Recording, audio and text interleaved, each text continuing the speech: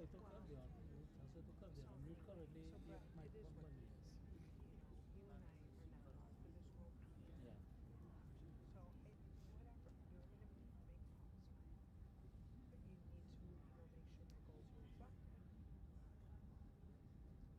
Work it, man. So, are you okay?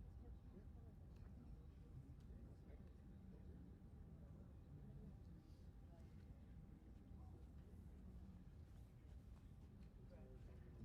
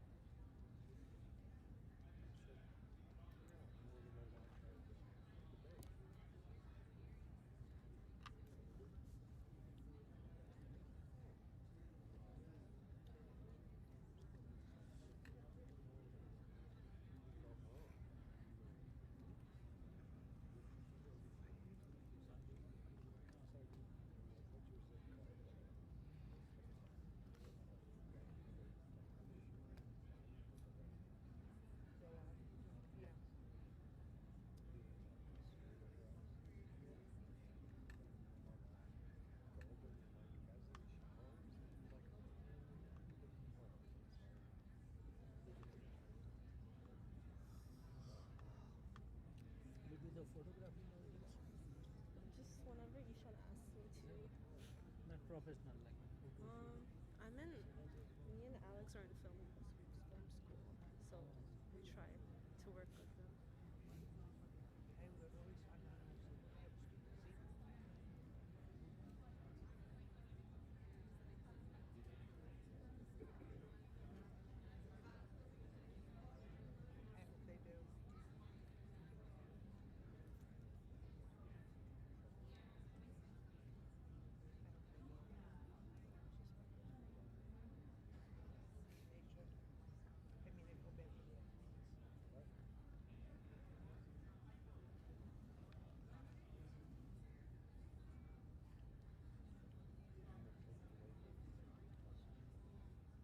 I feel bad for the athletes.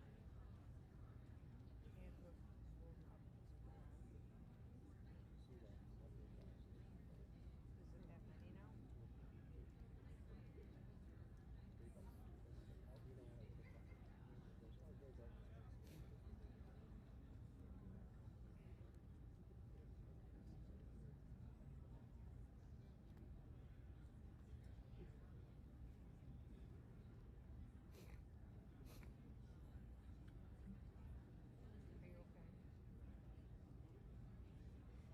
Are you okay? No. Oh, With work. What's going on with your bladder? Oh.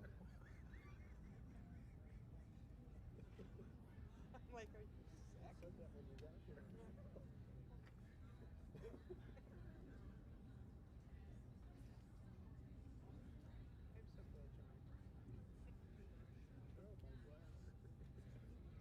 Oh, my God. Or maybe you get a big lawsuit from the Bruce and you retire early. Who knows? I know, I'm winding down. I got an appointment to go back on the 30th. That's my last.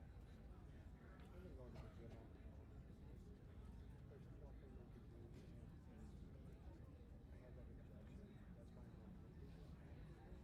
So basically what he said in court is I will need injection. I need to take this once a year.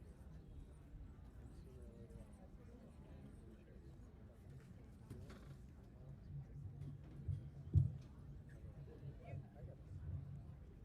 Wait, when you had knees, what else did you have?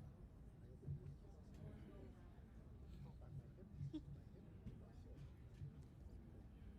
And the ligaments going down the bone.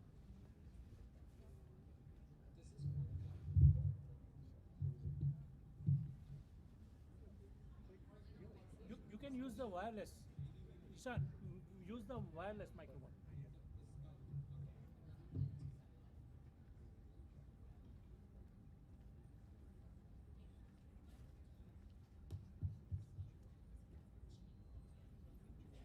Good evening, everyone. Hi, I'm sorry, that's a little loud. Hi, my name is Ishaan Srivastava. I'm the host of the Ishaan S show, and I'm going to be your moderator for tonight. Thank you so much to all of you for being here today. I think of all the forums and debates that this primary has seen, this is probably the biggest turnout that we have seen for any of these forums. Ooh. So thank you so much to all of you for being here. So I gotta do a couple of moderator things just to make sure we are on the same page about some of the rules and some of the expectations so that we have a smooth program. We had to delay a little bit because there are so many of you, but we are running with the show and we are very excited. So again, thank you to all of you for being here.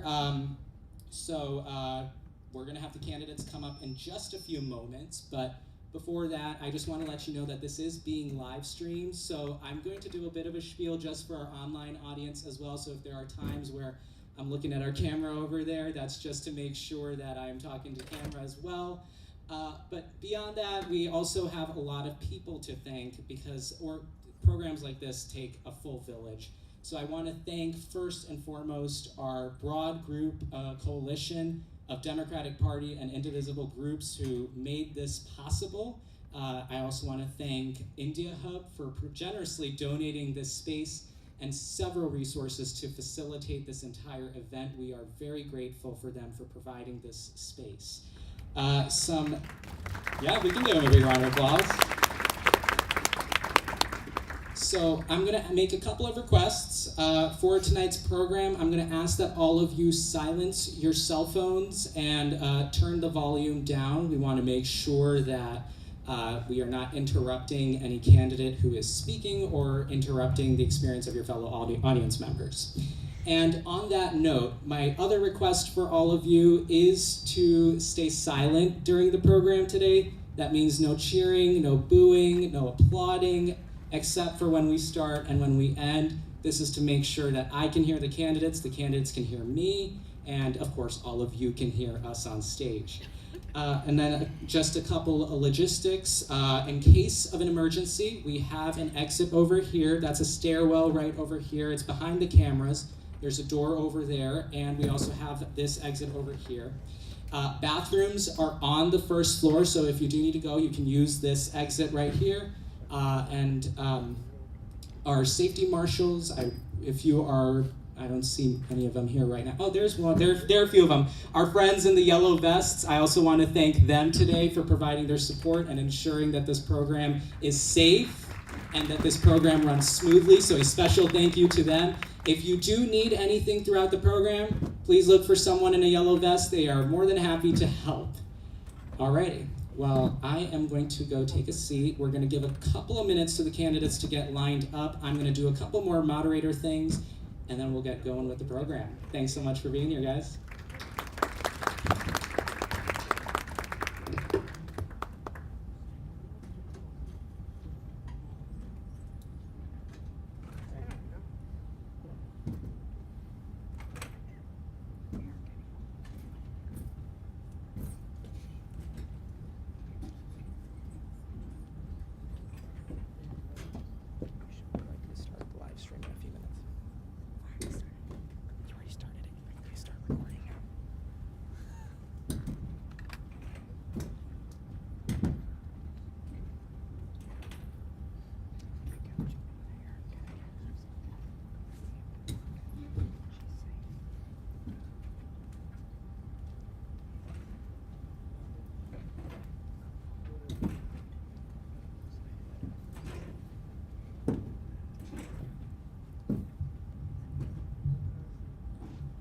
Are we ready with our live stream? Are we up and live?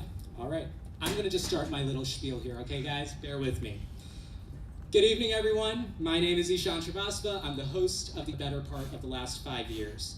I want to welcome all of you and all of you joining us live at home to this special 8th Congressional District primary debate. Tonight's debate is hosted by the Ishaan S Show in partnership with a wide coalition of Democratic Party and indivisible groups across the district, including Addison Township Democrats, Addison Township Young Democrats, Barrington Area Democrats, Cook County Young Democrats, Elk Grove Township Democrats, Visible, Greater Palatine Area Democrats, Maine Township Democrats, Schaumburg Area Democrats, Wheeling Township Democrats, and the Young Democrats of Illinois. Again, a very big coalition to make this happen. Let's give them a big round of applause. And of course, we want to give a special thank you to our venue sponsors. National India Hub, who generously donated their space and resources to create this beautiful stage that we are coming to you live from tonight. The rules for tonight's debate have been agreed to by all of the candidates, and their signatures on our rules packet constituted participation. For the sake of transparency, we were originally supposed to have all 8 candidates present on stage today. However, candidate Neil Coate withdrew his name yesterday, citing scheduling conflicts. We are still, however, proceeding with the program, and time has been adjusted to ensure that all the remaining candidates on stage do have the time to speak. We are also excited to be joined by our live audience here today, who represent voters in the district and are eager to hear the candidates. They have promised me to stay silent for tonight's program and not to interrupt. That means no cheering, no booing, no applauding, except for the end. And right now, as we welcome our candidates running for Congress here in Illinois' 8th Congressional District, please welcome Kevin Morrison, Yasmin Bankole, Ryan Vedeka, Melissa Bean, Junaid Ahmed, Sanjo Dunham, and Dan Tully.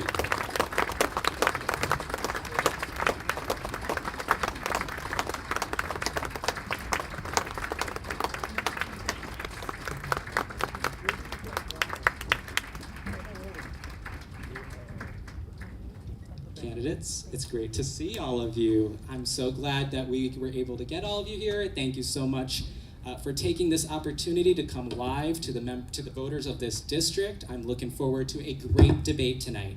Before we get into things, I just want to set some ground rules so that we're all on the same page here. This is a 90-minute program that is divided into 8 segments, with an opening segment that is 60 seconds, an ending and closing statement, which is 75 seconds, and in between we are going to have 6 segments of discussion spanning all sorts of issues that voters care about for the 2026 campaign, and this includes input from our audience who submitted questions as they RSVP to attend this event. Of course, we couldn't ask every single question that was submitted, but I did look at all of the questions asked and tried to figure out the big 6 topics that people are thinking about. And rest assured, these are some of the biggest issues of this campaign. At the start of each round, I will ask a lead-off question. Each of you is going to get 1 minute to answer that lead-off question. Then, in the same segment, for a second round, we are going to have 45 seconds for rebuttals, clarifications, or expansions of previous answers. The timing is fixed. Everyone is going to get the same amount of time tonight. In order to help you keep track of your time when speaking, our timekeeper, Lindsay, has a paddle. If you could show them the paddle. One side shows when you have 30 seconds left, and the other side tells you when to stop. I understand that timing is a little awkward, so if you do need a grace period of 2 to 3 seconds, that is totally all right. I am very happy to grant that, but beyond that, I will ask you to stop speaking. And I do ask, please do not abuse the grace period. We want to make sure we get through everyone, and we want to make sure that we end on time. We did have a delayed start. And as a note for efficiency, I know you were all told in the green room, but I'm just going to say it again. We are working with 4 microphones and 7 of you, so figure out who your microphone partner will be. It usually be 2, 2, and then 2. So as soon as you are done speaking, please give the microphone to your microphone partner. That way we can make sure everyone is ready to speak when it's their turn. And lastly, as moderator, I want to take a point of personal privilege and thank all of you for being here today. And I also want to remind you that this is a debate. It is not a speech. It is not a forum. That means we want you to exchange ideas. We want you to engage. And the voters here want to see you distinguish yourselves from the rest of the crowd. There are a lot of you running, and they need to make a pick. So please help them with that and draw distinctions between each other tonight. Okay, there are 7 of you, 1 of me, and 300 audience members eager to hear your thoughts on the big issues of this campaign. So without any further ado, in the spirit of debate, let's get started. We are going to go to opening statements. And reminder, we are giving you 60 seconds for that opening statement. We are going to be starting with candidate Sanjot Dana. You have 60 seconds on your first word. Oh, I think. Turn it on. Hold down the button. No. Uh-oh. Try this one? Okay. Okay, magic microphone. I always get the first tech issue. Hi, everyone. Hi. I hope you're all having a very nice evening. Thank you so much for coming out. My name is Sanjot Danang. I am indeed running for Raja Krishnamurthy's seat here with all of my colleagues, and I look forward to our discussion today about the issues that are facing our district. Like many of you, I'm very concerned about the uncertainty, the chaos, the real issues that are facing our families: affordability, childcare, healthcare, security, education. I really want to be able to talk about the future that we're leaving our children. Raised in Des Plaines, my parents instilled in me pride in service and the promise of America. I juggled raising 3 boys, my youngest is in the military, running a small education innovation business, and taking care of disabled and aging parents. I understand what many of our families are going through. Serving on Biden's foreign policy working groups and also on boards, I've focused on strengthening small businesses, creating jobs, and protecting economic and national security. I'm endorsed by a number of organizations, including All Vote right, Common Sandra, Good. we're going to have to cut you off. Thank you. Thank you. I'll look forward to continuing. We are going to move on to Ryan Vedekad. You might need to hold down the button for a few seconds. Hold it down and then. Working now? Sweet. Awesome. So, hey everyone, my name is Ryan Vedikat, and I'm running for Congress here in the 8th District of Illinois. That's my hometown where I was born and raised. I am the son of 2 Indian immigrants from India. They came here in the 90s to build a better life for me and my brothers. My mom, she worked at the post office for more than 20 years. She put my dad through school and built the life that me and my brothers, as well as all of the folks that all of you guys have built for your kids here today.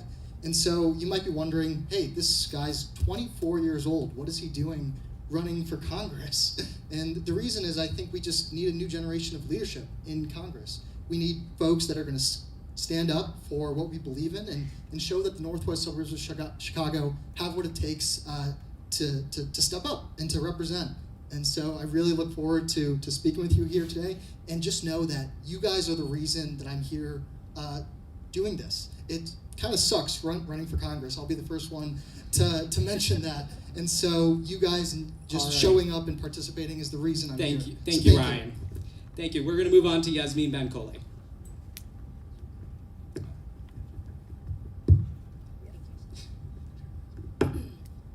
Good evening, everyone. My name is Yasmin Bankole, and I am a candidate for Congress in Illinois' 8th Congressional District. I am Illinois born and raised. I'm a local elected official in Hanover Park, Illinois, and I also just spent the past 8 years working for Congress in both the U.S. House of Representatives and in the Senate.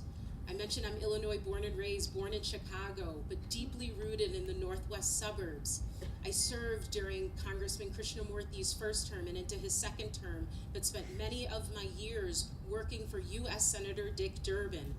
I continue to serve this community every single day as a trustee, passing ordinances, creating programs that benefit us all. But now we know that we are living in a new America, and to meet this moment, we must demand that our leadership is smart and bold and will stand up for us when it matters most. And so I know that we deserve so much better for this. You deserve a champion in Congress, and I know I can be that for you. Thank you. Thank you so much. We're going to move on to Dan Tully. It's on. Testing. There it is. Press the button and hold it. Press button, hold it.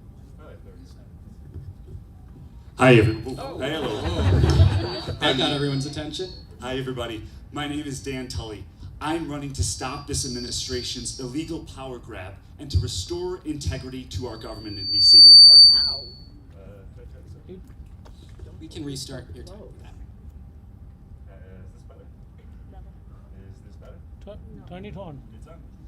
It's on. There we go. Hi, everybody. My name is Dan. Farther away. My name is Dan Tully. I'm an attorney. I've practiced for 8 years. I am an Iraq veteran. I served in the Army Reserve for over 3.5 years in active duty, including also 8 years in the Reserve.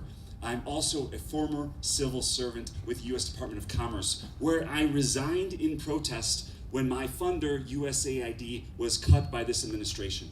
And rather than advance the agenda of this administration towards authoritarianism, I decided to come back to this area, and I'm running for Congress with a plan to demand accountability from this administration, specifically a plan to say that we have to unmask ICE, a plan to prevent the president from engaging in self-serving pardons, to say that we can actually go after and even incarcerate members of the cabinet that refuse to follow the law, and also to demand that the DOJ remain independent. I also have plans to lower the cost of living for Americans, whether that's healthcare, childcare, or the cost of living, all to bring back within reach the American dream. Thanks so much, everybody. Thank you. We are going to move on to Junaid Ahmed. Thank you for testing this, Dan. Good evening, everyone. My name is Junaid Ahmed. My story to this campaign begins like so many other American stories. So many of you in the crowd can relate to. My dad came here in search for a better life for myself and my siblings. He worked hard, often double shifts. And we saw that hard work that my parents have put for us. And we wanted to honor that sacrifice, honor that hard work that they have done for us. I started out my college education at the Community College of Chicago, and transferred to DePaul University, eventually earned an MBA from University of Chicago Booth School of Business. And that dream that my father had for us is under attack by Donald Trump. He is tearing apart our government just to give a tax break to a few billionaires. We need to send a fighter to DC. I am running to fight back and push forward to make life affordable for the working families of America and for this district. Thank you. Thank you. Next up, Kevin Morrison. Hello everyone, I'm Kevin Morrison and I'm running for Congress. In 2018, I made history. I ran for the Cook County Board of Commissioners against the chairman of the Illinois Republican Party and won, flipping the district blue and becoming the youngest and first openly LGBT commissioner in history. As a county commissioner, I created a nationally recognized one-stop shop to help small business owners start and grow their businesses. I created the county's first ever Department of Mental and Behavioral Health, strengthened reproductive rights, and I've stood up to ICE at every turn. I'm running for Congress because what they're doing is not working. We live in an economy where my generation feels like the American dream is out of reach. Our current members of Congress are simply not standing up for people like you and me, and Donald Trump is ripping our Constitution to shreds. We need a new generation of leadership, not a rerun of the failed tactics of the past. In Congress, I'll tackle the affordability crisis. I'll always stand up for Main Street, not Wall Street and billionaires, and I'll always stand up to Donald Trump and his fascist authoritarian regime. I'll be your voice in Washington, D.C., and I'll always have your back. Thank you so much. And then we have Melissa Bean.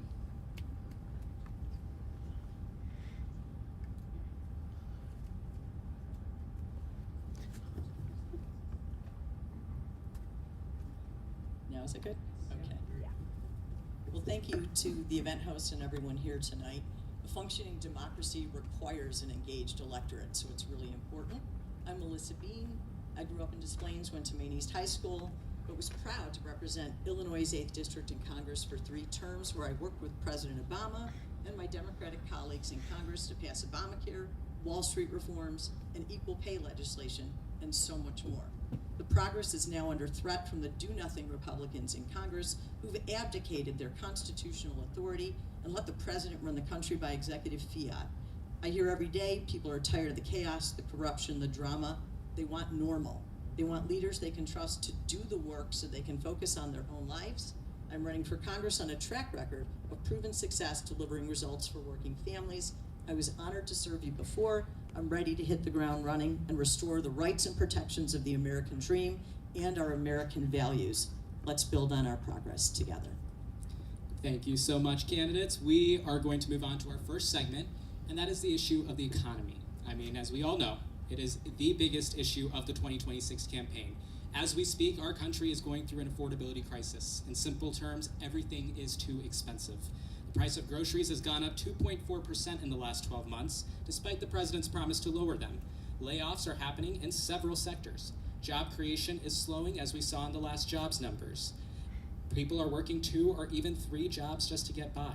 The Trump administration's tariffs are also estimated to have added roughly $1,200 to American households' cost. That is all to say that at a time where affordability has become somewhat of a buzzword for campaigns, the voters in this audience and in the 8th District are looking for real solutions. How will you go about addressing the affordability crisis that we are going through right now? And starting us off for this round is going to be... And causing our food to cost more. We need to make sure that tariffs are governed by Congress, not the president.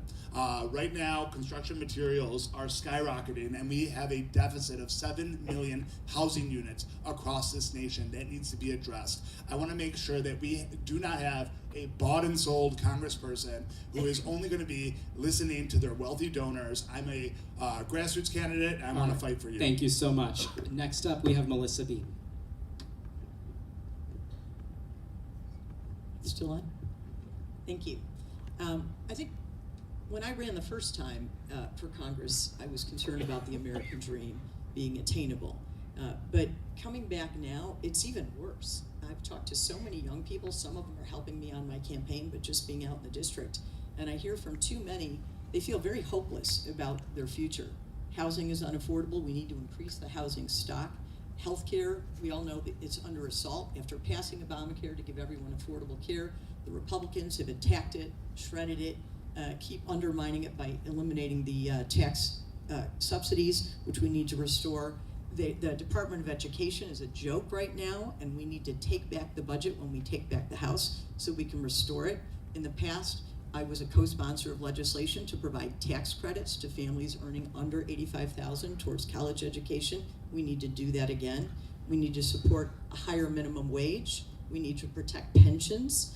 And we need to make sure we stop raiding the Social Security and Medicare Trust Fund to support seniors who are relying on Social Security.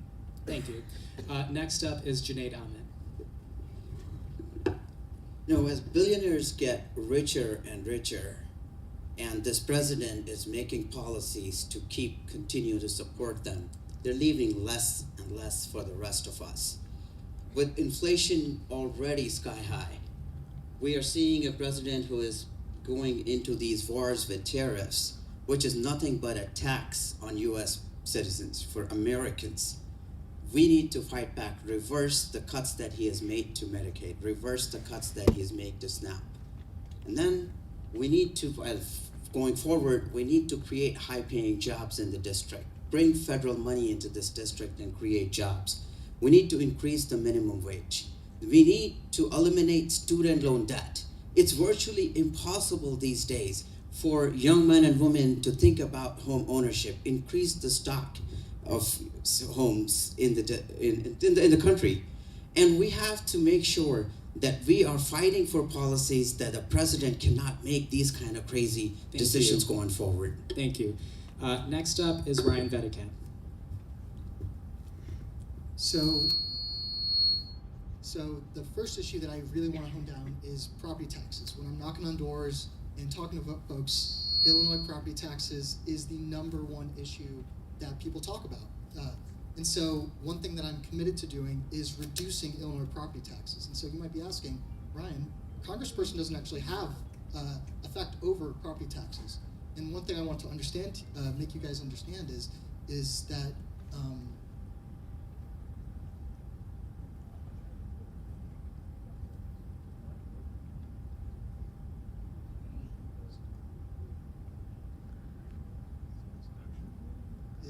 Illinois, sorry, happens when you're facing a lot of folks.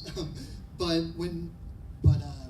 Illinois currently is a donor state. That means we give more in federal funds than we take in across the rest of the country. So I'm committed to bringing back these federal funds for our schools and public services and our fire departments and our police departments, and using that to coordinate with local lawmakers to then reduce your Illinois property taxes. Thank you.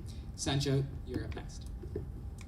Thank you for that question. It's absolutely something that I hear when I'm out in our district knocking on doors. I hear from seniors who tell me that they can't afford their life, their groceries, their property taxes, their housing on a fixed income. I hear from young people that they can't afford their first house, and they are worried about how they're going to do that.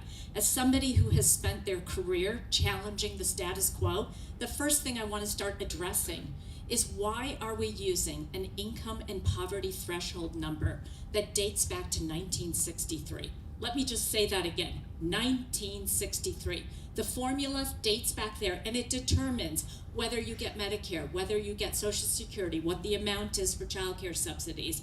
So when we want to update for 2026 realities of healthcare, child care, housing, transportation, let's start with the formula to make sure we are no longer penalizing the middle class. We want to make sure that we are strengthening them. And that is the #1 way. Update the threshold, and then I would look to lower taxes on our working families. Thank you, Ishaan. We're going to move to Yasmin. Sorry, just a point of clarification. So after we answer this question, We will have a rebuttal segment as well. it's a separate section. Yes. Okay. It's going to be the same topic, but yes, you will get 45 seconds. Got it. Thank you. So there are several things that we can do to address the affordability crisis. Many of folks that spoke before me talked about tariffs. They are chaotic. They are hurting business in America. We can pass the Trade Review Act of 2025, which would restore Congress's constitutional authority to oversee foreign trade. We can raise the minimum wage. Right now it's $7.25. It's been that way since 2009. That is the cost of a latte. It is ridiculous that that is our minimum wage. But I will say that one thing that distinguishes me from my opponents is that there are things that I have done and passed and are currently benefiting residents of this district right now. In my role as trustee, I created something called a water bill discount program because I didn't like how we were shutting off people's water. I think water is a human right. It's something that has helped our seniors. It's something that has helped low-income families. Thank you so much. And I'm stopping there. Thank you, Yasmin. All right, and then we're going to go to Dan Tully next. There are many ways that we can pursue lowering the costs of living in America through Congress. Number one, for housing. In addition to the supply side, we can also go after the demand side, specifically bring private equity out of the picture. Right now, private equity is buying up houses, single-family homes, which decreases the supply available for other Americans trying to buy homes. That increases the prices of apartments. So basically, if we take private equity out, more supply for everybody. For groceries, we need antitrust regulation to break up the big seed companies and farm companies that are driving small business owners out of farming, because right now there's a consolidation of the market under big corporations in the farming industry, which leads to higher groceries. For healthcare, we need universal healthcare coverage. That's going to lower costs across the board for everybody. More on that later. For utility costs, we need to make sure that when an artificial intelligence data center moves into town, there are enough resources there so that we don't see utility costs double like we've already seen in the eastern part of this district. For specifically around the Addison, okay. Thank you so much. I didn't even have to cut you off. All right, candidates. So we are now going to move into our rebuttal segment. Just as a review, you will get 45 seconds to rebut another candidate, expand on a previous answer, provide clarifications, and we're going to stick to the same order. But I do just want to frame this with just a bit more. Congressman Bean, you did allude to this in your answer, but my generation, Gen Z, is experiencing one of the highest rates of unemployment right now, and attaining that American dream is becoming less of a reality. And not just us, it is widespread. So what affirmative plans are you offering for a better economic future, not just for Gen Z, but for everyone right now? And we're going to stick to the same order. Kevin Morrison, you're going to start us off. Thank you, Ishaan. First and foremost, we need to draw down costs on working families and increase taxes on the wealthiest amongst us. It is our billionaire class who are able to skirt by, and that is unacceptable. We need to make sure that my grandparents, who were immigrants from Italy, who were able to come to this nation, fleeing fascist Italy, and attaining the American dream, that should be our lived reality. My generation also, us millennials, also feel like the American dream is out of reach. So when it comes to protecting Social Security, what can we do? We could scrap the cap.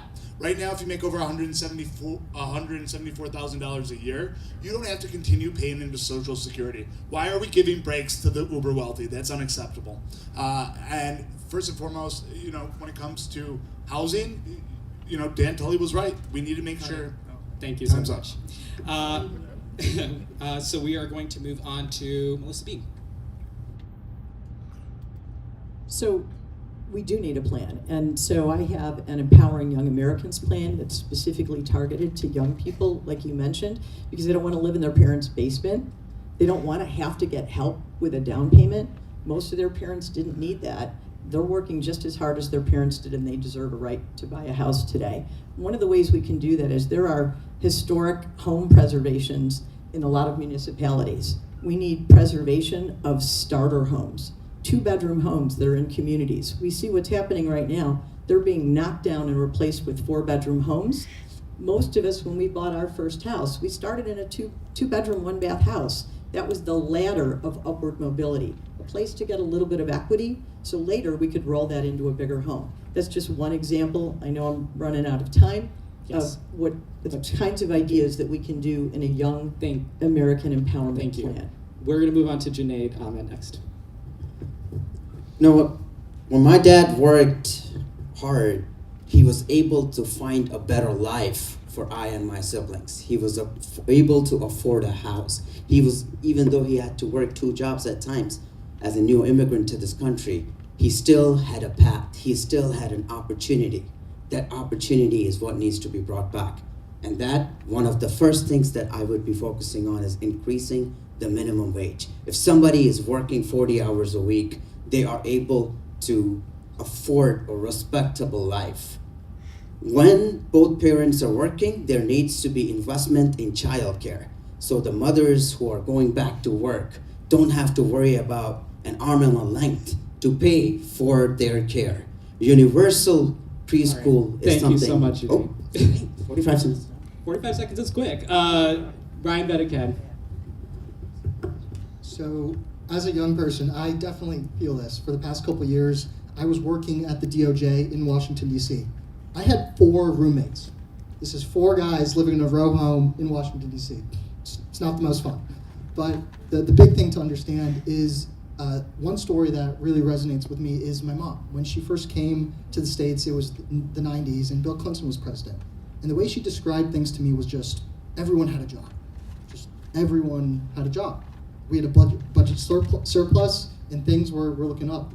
NAFTA was just passed as well, and so we were trading with foreign partners and making things easier for everyday Americans, both for creating jobs as well as the cost of goods.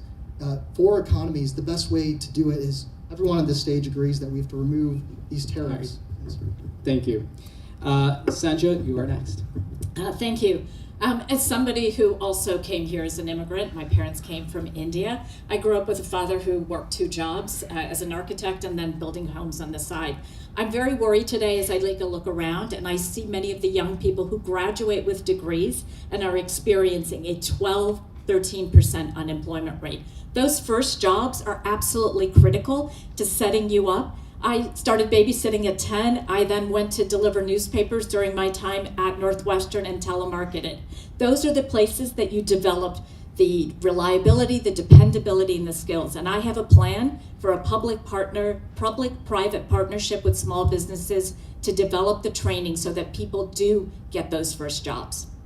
Thank you so much. Yasmin?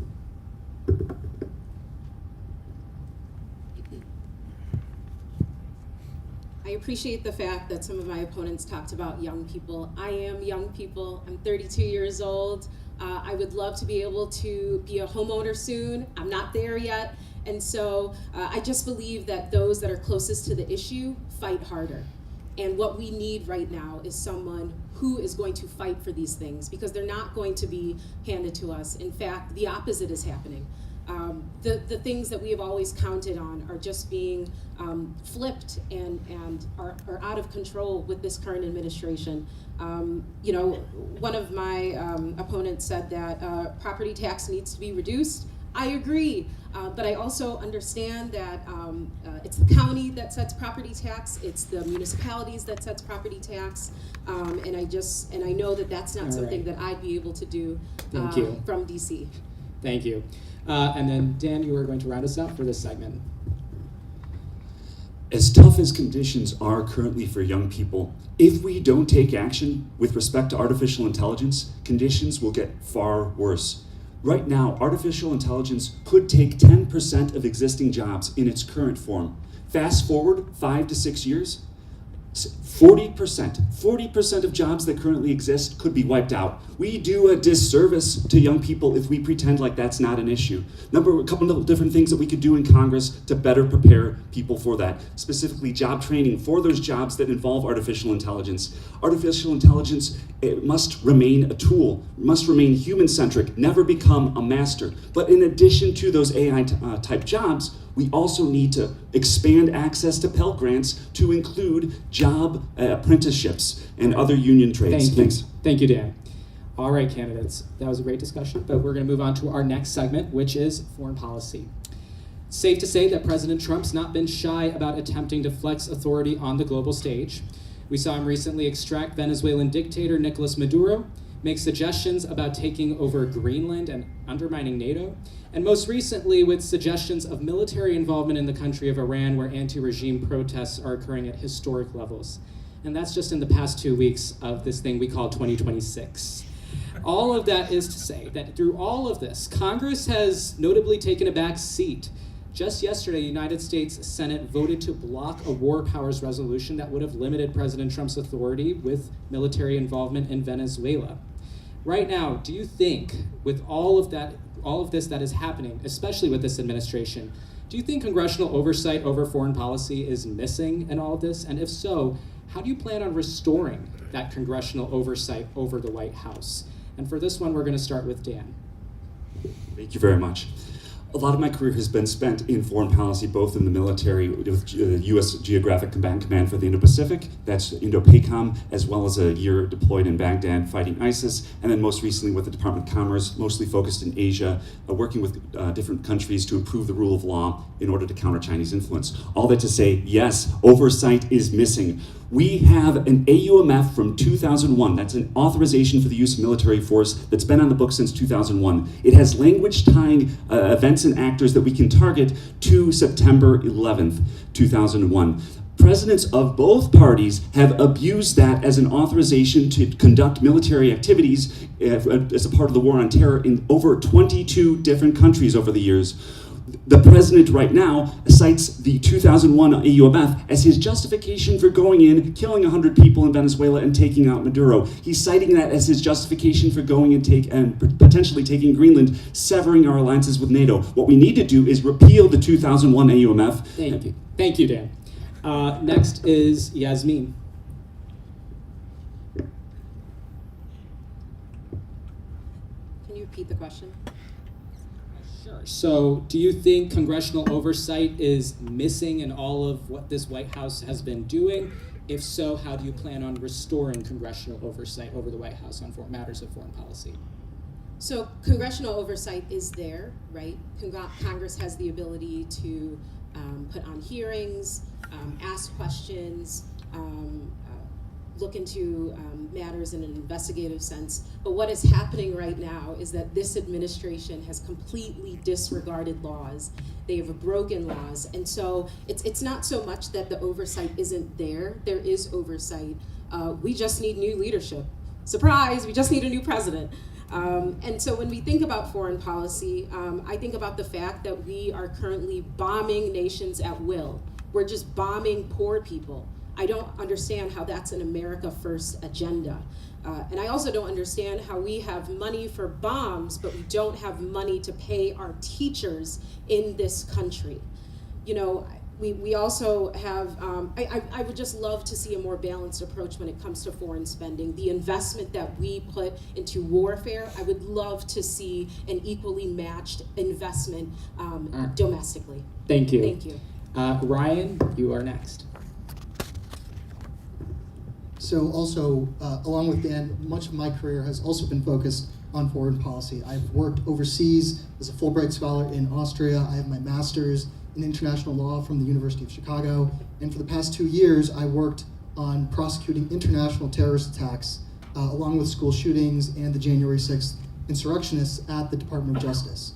And so much of what I've seen in regards to foreign policy is, yes, that Congress does need to have a lot more say in how we conduct our foreign affairs. Currently, Raja Krishnamurthy, the current congressman, is on 2 committees on Capitol Hill, one of which is the House Select Committee on Intelligence. This is a committee that, if you have a top secret clearance, both me and Dan are the only ones on this stage that hold one, that you get access to information in regards to conducting covert action in military operations overseas. That committee and Raja should have been informed about the actions occurring in Venezuela. And so if they were informed, they could have put their input, discussed it, and had a better discussion on what to do. Thank you. Kevin, you are next. So first and foremost, we have a Republican Party that is completely kneecapped right now, and they are beholden to one person, and that is Donald Trump and his administration. That is unacceptable, and that's why we need to do everything within our power to not only hold every Democratic seat that we currently hold, but win back power in the House and hopefully the Senate as well. We need actual checks and balances in this country, and that means having a Congress that is actually going to put forward oversight, who's going to look into the illegal actions that we're seeing by a wannabe dictator. You know, what was said was absolutely correct. Congressional leadership should have been made aware that we were about to go into a foreign country and kidnap, though a dictator, but kidnap a foreign leader. And the fact that we are not seeing this administration communicate with congressional leadership is unacceptable. I have a record of electing people not just here in the state of Illinois, but across the nation. So send me to Congress and help me win this primary on March 17th, and I'll go around the nation doing the same. Thank you, Kevin. Sandra, you are next.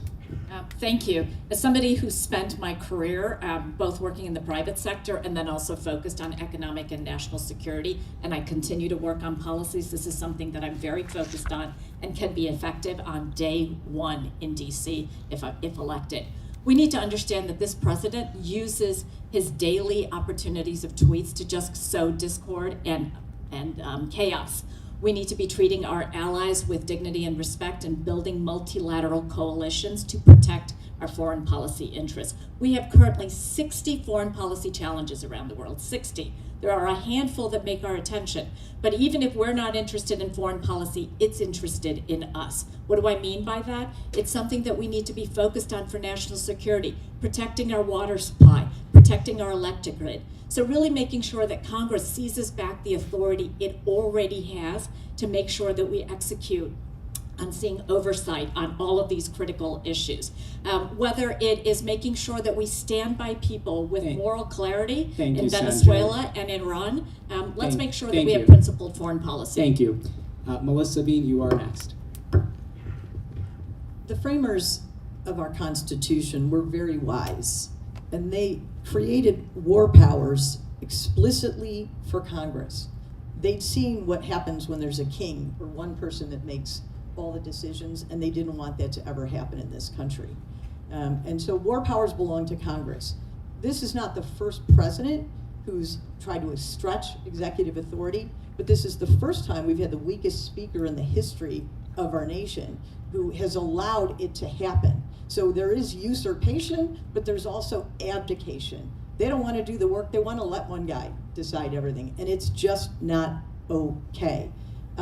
We really need to take back the House, and when we do, restore our Constitution, separation of powers, balance of powers, because it's not just happening in relation to what's going on at a foreign level, but look what's going on in Minnesota. It's under occupation right now. We're on the brink of a civil war. We need to take back the House and get back to what our framers intended. Thank you. And then Junaid Ahmed. Obviously, this is a clear overreach of power by this president who is completely off guard, off rail. And he's making unilateral decisions. And the War Power Act clearly needs to come back to Congress, and the Congress majority Democrats can do it, and we will do it. Look, we as a nation now are going through a phase where so far we were able to go and tell other countries, behave or you will face consequences. Now we are going and kidnapping people. How are we going to go tell Putin if he were to do something similar? How are we going to deal with the situation when China does something to Taiwan? Because when we are setting that precedence, this is dangerous, people. My friends, this is dangerous. We got to fix that. And as a Democratic majority Congress, we will take those powers back from the president to Congress. Also, we need to stop bombing innocent civilians. Thank you, Junaid. And we are going to run it back with the same order for our rebuttals. Again, reminder, 45 seconds. Let's stick to time, please. And just to frame it, very open-ended question to set things up. What's the biggest challenge that you think America faces on the global stage? It's that, and we're going to start with Dan again, 45 seconds. Absolutely. A couple of quick notes. That would dispute the characterization that there is congressional oversight. Right now, when we saw the action in Venezuela, the oil executives knew, Congress did not. We don't have oversight. Number two, yes, the framers were wise, but they assumed that loyalties would be greater to the institution of the Congress than to the party. That's proving not to be the case. People are more loyal to their party, now to the president, rather than to the institution of Congress. So that's why we need to figure out what it means to declare war in the context of modern warfare. I think that bipartisan agreement should be there, that there should be no executive action initiating kinetic action until Congress weighs in. The biggest challenge is the PRC, is China. I've spent a lot of my career countering China. I have an advanced law degree in China, Chinese law. I can tell you that President Xi Jinping has told the PLA to be ready to take Taiwan by force by 27. We need to be ready for that. Thank you, Dan. Thank you. Yasmin? I agree with my opponents that we need to take back the House.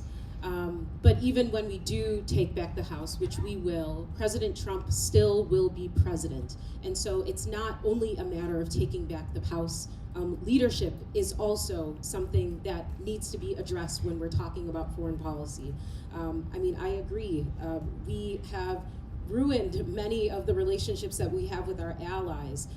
When we talk about national security, we should also be talking about USAID, about global health. There is so much money and funding that has been taken from, hello? Yeah, you're good. Oh, sorry. There is so much funding that has been taken from developing nations around the world that has been used for national security in a soft sense. And so when I think about these things, I think about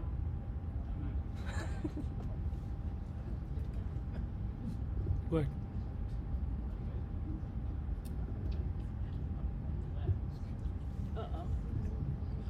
Right, done, done. We're going to just continue with this. Ryan, we have you next. So when we talk about foreign policy, we usually look at the bad things that happen in other countries and how we could do it. But I also argue that we should look at the good things. I worked abroad in Austria for a year as a Fulbright scholar. And when I was there, the transportation system, the education system, the healthcare system is light years ahead of where the United States is. And I was just wondering, why is this small little country nestled in the mountains of the Alps, how is it doing better than the wealthiest country in the entire world? And I think a lot of it has to do with politics and where politicians hold their loyalties. I'm committed to a ban on congressional stock trading. I've already sold all of the stocks that I own, and the reason I've done that is because when politicians hold loyalties to corporations, they don't enact policies that are beneficial to the United States. Kevin? What's the biggest issue on the global stage? It's the fact that we have made ourselves a laughing stock. Our allies no longer trust us. We are buddying up to dictators and authoritarian regimes, and that is unacceptable. And Yasmin is correct. Donald Trump will still be president after the midterm. But we need to make sure we are sending the strongest fighters to Congress with proven track records of electing Democrats so that when that next presidential election is before us, we've got voices that are actually going to return the faith in our electorate that their federal elected officials are fighting for them. That's a common theme I hear at the doors. Our voters don't feel like they have a voice. I make sure to meet with my constituents. I've had an open door policy as a county commissioner, and I'll have one as a congressman. Thank you so much. Sanja? Thank you. When I'm out talking to people, particularly when they're talking about both domestic and international issues, they always say, we understand what people are fighting against. We know that we're fighting against this chaotic administration. What are we fighting for? That's why I got into this race. You asked for the two biggest issues that I see that are facing both our society and our world. The first is AI. You heard Dan say that a little bit, but let me expand upon it. It's not just about jobs. AI has tremendous opportunity, but it also can be a force of very great evil. We need to have global guardrails. We need to be able to lead globally, to create a coalition where everybody agrees to the same rules. By the way, we did this with nuclear proliferation, right? We understood that nuclear weapons were dangerous. The second is energy sources. Thank you, Sanja. Thank you. I'll come back to energy later. Melissa Bean. I think the number one global challenge we're facing is the climate crisis, and I'm surprised it hasn't come up sooner. That's the greatest existential threat for the human species to survive on this planet. Not enough has been done globally, and since Donald Trump and the Republicans have taken over, we've actually regressed from where we were starting to move forward with the rest of the world and our allies to address this situation. we're going to have to, when we take back the House, rebuild those alliances and get focused on the environment again and take drastic actions because we're approaching a very critical tipping point. But alliances are important. Failing democracies are a challenge. There are other national securities we could talk about, but I can see my time is over. Thank you so much. And then Junaid, you're gonna round us out this round. We were still on the foreign policy one, right? Just making sure. We're in the rebuttal segment now. Okay, global, yeah, of course. So, all right, I think we've gotten into a habit of getting into wars. We've gotten into a habit of bombing innocent civilians, kidnapping people, taking money from our resources, and funding foreign wars. We have seen that our money is being used to starve children, to bomb innocent civilians. I have taken a public oath that I will be supporting Delia Ramirez's Block the Bombs Act. We are talking about immigration crises, but we are aiding in creating those situations. Look at Guatemala, Haiti. We aided in creating those situations. Thank you so much. Lindsay, maybe if we can just hold up the paddle just at 30 seconds, just hold it up, and so that way they know. Would that be helpful for you guys? Perfect. If we could just hold it. Look at Lindsay. I'll promise I'll look next time. So we'll just hold it up and then flip it when it's time to stop. Thank you so much, Lindsay. We're going to move on to our next segment, which is the topic of immigration. It is one of the issues that got President Trump elected in 2024. However, in the last 12 months of his second term, ICE enforcement has taken center stage and has become a feature of his administration. There have been concerns about racial profiling and excessive force that have been voiced in incidents throughout the country. We all, I'm sure by now, have seen the deeply disturbing images from Minnesota last week, where an ICE agent did shoot and kill Renee Nicole Good. It has prompted significant protests in the city of Minneapolis. As a response, Congresswoman Robin Kelly introduced articles of impeachment against Department of Homeland Security Secretary Kristi Noem. Senator Chris Murphy suggested withholding funds to the Department of Homeland Security until they change their tactics. Others have suggested abolishing ICE altogether.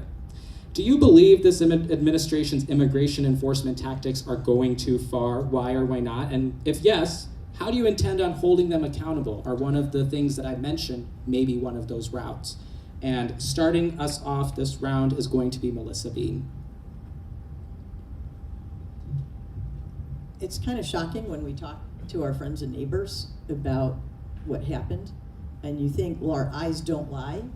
And it was shocking to hear it wasn't 60 Minutes, I think it was David Brooks talked about how there's data that suggests two people can look at the same thing, but because of where they're coming from, they see something entirely different. I'm shocked that anyone would suggest that this woman was a threat to anybody in ICE. I don't think our eyes lie. We really need to get rid of Kristi Noem. I started a petition to make sure that that happens. ICE is untrained, they're unchecked, and they're unnecessary in our communities. We need to get them out, and we need to stop hiring any more and get rid of those that have crossed the line. Thank you so much. Next up, Sanjota. Thank you. This is something that is very passionate and important to me, obviously, as an immigrant, but also it's something that I'm hearing throughout our district. I have been talking since day one about pro-legal immigration reform. There is absolutely no question that this administration has overreached. Is there anything they have not overreached with? But this is a playbook that this president knows how to use. Trigger the Democrats and then use that as bait for his base. And we must not allow ourselves to be distracted. We want safe and secure borders. We can all agree on that. But we want to make sure that we have safe, legal, transparent, fair pathways for people to get faster visas, green cards, and citizenship. No one should be waiting years for a visa. And that's exactly what ICE is using to take advantage of. So we need to stand firm. On day one, I will be delivering pro-legal immigration reform. And quite frankly, we should have had immigration reform 20 years ago. It's a shame and it's really a travesty that we have gotten to this point. And it is a fault of both parties. Thank you, Sanjay. Dan, you're next. ICE accountability is one of the primary pillars of my Trump accountability plan. Number one, on day one of taking the Democrats taking over the House of Representatives, we create an ICE accountability commission. Using the videos that are submitted by citizens all across the country, we are able to map out the ICE abuse incidents. Then we're able to subpoena the Department of Homeland Security to get the records of which federal employee was there. The masks aren't going to work to hide identities. We're going to be able to get the travel records, the vehicle logs, the expense reports, and get a small universe of which federal employees were there. If the FBI can figure out which of the thousands of Americans were there at the Capitol on January 6th, certainly the United States Congress can figure out who's behind those masks. And then number two, when we have a cabinet member like Kristi Noem promoting lawlessness, we should use the inherent contempt power of Congress. That means we can hold that person in contempt, bring them to the floor of the House, read them what they've done wrong, and we can even go so far as incarcerate them. Thank you, Dan. We are going to move on to Junaid.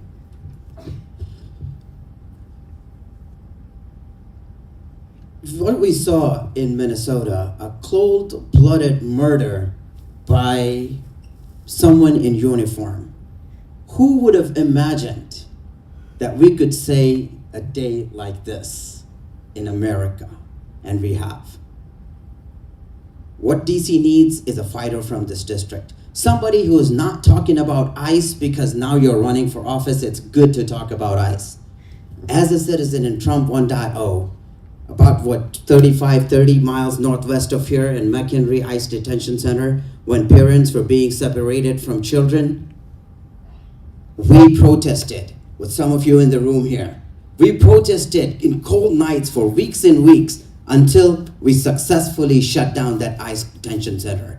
That's the kind of fighting spirit that we need to take to Washington, D.C. so we can hold Kristi Noem accountable, we can hold this president accountable, and do what is right for people. I understand the problem of immigrants as an immigrant myself, and I will make that commitment that I will be standing for what is right for this people in this district. Thank you.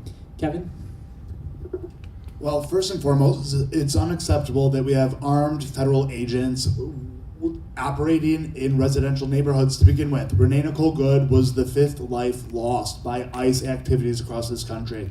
We need leadership that actually has a track record of delivering, not just saying that they're going to stand up against ICE. As a county commissioner, I passed a resolution of Cook County support for due process and habeas corpus. We should be embarrassed about that. That's in our Constitution. Those are rights we all should already have. I passed a resolution calling to unmask ICE agents and calling them to all wear body-armed cameras. Now, they also are required to only detain people if they have a legal warrant to do so.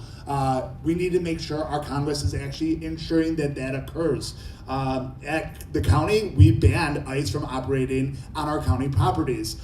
In Congress, what I'm going to do for you is I'm going to investigate and legislate. We're going to make sure that every illegal activity is investigated and these ICE agents are held accountable for their illegal actions. Thank you so much. Yasmin, you have you next.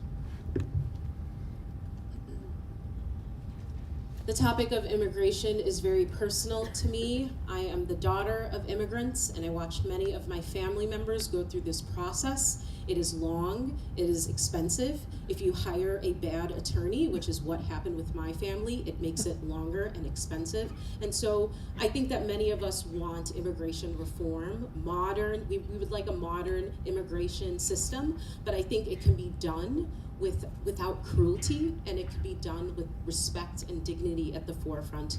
And so I am an advocate for passing the DREAM Act. It's something that's been championed by Senator Dick Durbin for many years. It would provide a pathway to citizenship, but also in my local role, I'm not waiting until Congress to get things done. I'm getting things done right now. 2 years ago, I passed a welcoming ordinance in Hanover Park due to anti-immigrant sentiment, and last month I passed an ordinance that says that if you are ICE, you cannot operate in our metro lots, on our police department lots, in our fire department lots, anywhere where we own property. Thank you. Ryan? So a couple weeks ago, I went to the city of Elgin, and the city of Elgin held a town hall on immigration enforcement and what was happening there.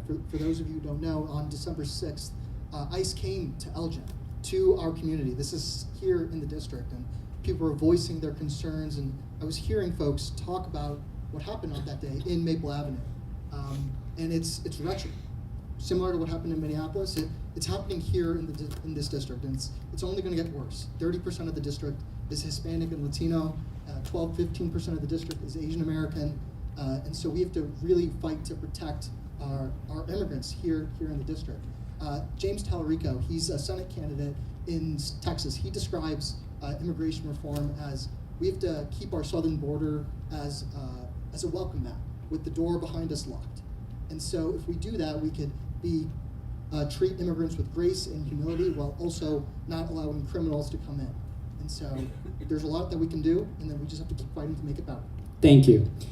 So staying on the topic of immigration for this next rebuttal segment, 45 seconds, the issue of immigration is going to stay in our political discourse until I think we have meaningful reform. And meaningful reform has been something that has been mentioned for longer than I've been alive. So if we are talking about the issue of immigration, how are we supposed to get meaningful reform passed? Is it actually possible? And we are going to start with Melissa Bean again. It is possible, and there was a bill that was ready to be brought to the floor that had been worked on a bipartisan basis, but President Biden understood that everything shouldn't be done by executive authority, and so he left the Congress and said, I will sign it when you bring it. And they worked through it, and they had bipartisan support, and they were ready to bring it until Trump called, again, Mike Johnson, weakest speaker in the history of the nation, and said, don't bring the bill to the floor because it will hurt my election potential. So there's broad support for that. I think everyone, I'm speaking for everyone, I shouldn't, would have supported that bill that would allow a path to citizenship for those that are here who haven't committed crimes, and we need to bring it back, and we will when we take back the House. Thank you so much. Sanja? Thank you. Adding on to, I have been a supporter of the Dignity Act, which has also got bipartisan support of over 100 people in Congress. Specifically, the things that it would do, things that we should have passed more than 20 years ago. This is to update country quotas, make sure we have pathways to legal visas, make sure dreamers have access and pathways to citizenship. We also need to protect the asylum pathway for those who really need special visas. As someone who mentored Afghan women entrepreneurs in Afghanistan, let that sink in for a moment, for more than 15 years, this was particularly important given the way we had to leave Afghanistan.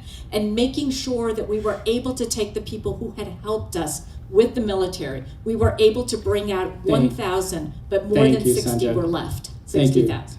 Dan, you are next. If Ronald Reagan could pass a general amnesty for immigration in the 80s, certainly it's possible to get to immigration reform now.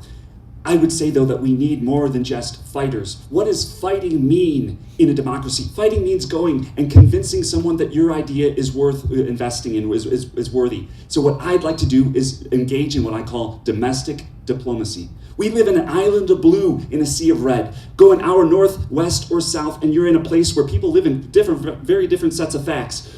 If we have an idea like immigration reform, we can't just yell about it and then make it be the loudest and expect people to get on board. What we need to do is go first, use the tools of diplomacy, listen, seek understanding, and then share information. And over time, over iterated actions, we can build a consensus around immigration reform. Thank you, Dan.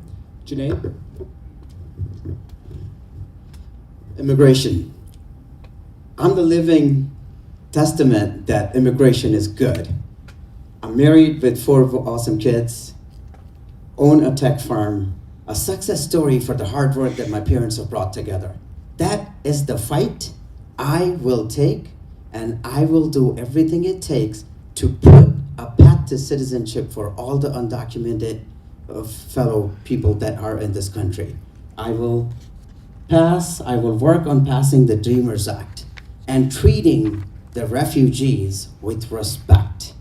Basic, simple values that America was built on, that America was great for. Those basic things is what we're going to bring back to life. Thank you. Kevin Morrison?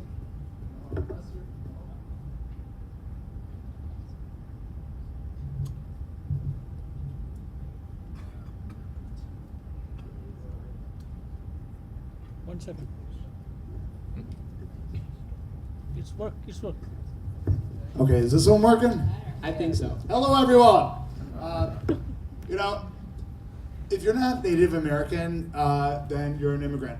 Almost all of us in this room immigrated to this nation, or some of our family members did before us. You know, as a county commissioner, I'm proud that I got to create Cook County's very first immigration court, providing public defender assistance to the immigrants within Cook County. I'm also an attorney, and I studied immigration law. It's actually been almost 50 years since we've seen comprehensive immigration reform in the United States. It could take up to 2 years till you get your court date. It's inefficient, and it is not helpful, especially with the situation with anyone, be it if you're seeking asylum or you're a victim of domestic violence trying to get legal status to work in this country. We need comprehensive reform. I would support the DREAM Act and the Dignity Act, and we need to do better. Thank you. Yasmin Bankole? I agree with many of the things that have already been said, but you know, Ishaan, you brought up that Congresswoman Robin Kelly introduced 3 articles of impeachment against Secretary Noam, and I think that's very significant because it, you know, that's something that shows that there are still people within Congress that are willing to stand up and be bold and take action when we need it most. We need more of that. I'm actually the only person up here that has worked on an impeachment, worked on the 2019 impeachment because it came through the Oversight Committee, and I was still on staff with Congressman Raja Krishnamurthy, worked on this Donald Trump's second impeachment after the January 6, 2021 insurrection. And when I think about where we're going, I think that we're ready Yasmin. for a 3rd impeachment. We are going to go on to Ryan now. So just as everyone has mentioned here, everyone on this stage is an immigrant. Kevin's family is from Italy, Yasmin's is from Nigeria, myself from India. Serbian American, India for Junaid and Sanjot and Dan. If you trace back, I'm sure. But, Ireland, yeah. So I think we all agree that there needs to be comprehensive immigration reform. Something that I really support is also just working across the aisle. Dan mentioned that if you travel an hour north, an hour south, an hour to the west, people have vastly different views on immigration. And so I propose that we should grant every undocumented person in the United States legal permanent status. Not exactly a path to citizenship just yet. Thank you, Ryan. But just something that we can move the needle forward. Thank you. All right, we are going to move on to our next segment, which is about how you would be a member of Congress. Different members of Congress are known for their different skills, whether it's working across the aisle, being an effective communicator, or being active in their districts. What kind of member of Congress do you intend on being, and how has your time on the campaign trail so far shown that? And if you are elected, how do you plan on making your office accessible to the voters of this district? Would you do town halls? Would you show up when you are invited to as many events as you can? Maybe there's something I haven't listed yet, but tell us how you plan on serving the people of this district. And we are going to start with Ryan Bedicat.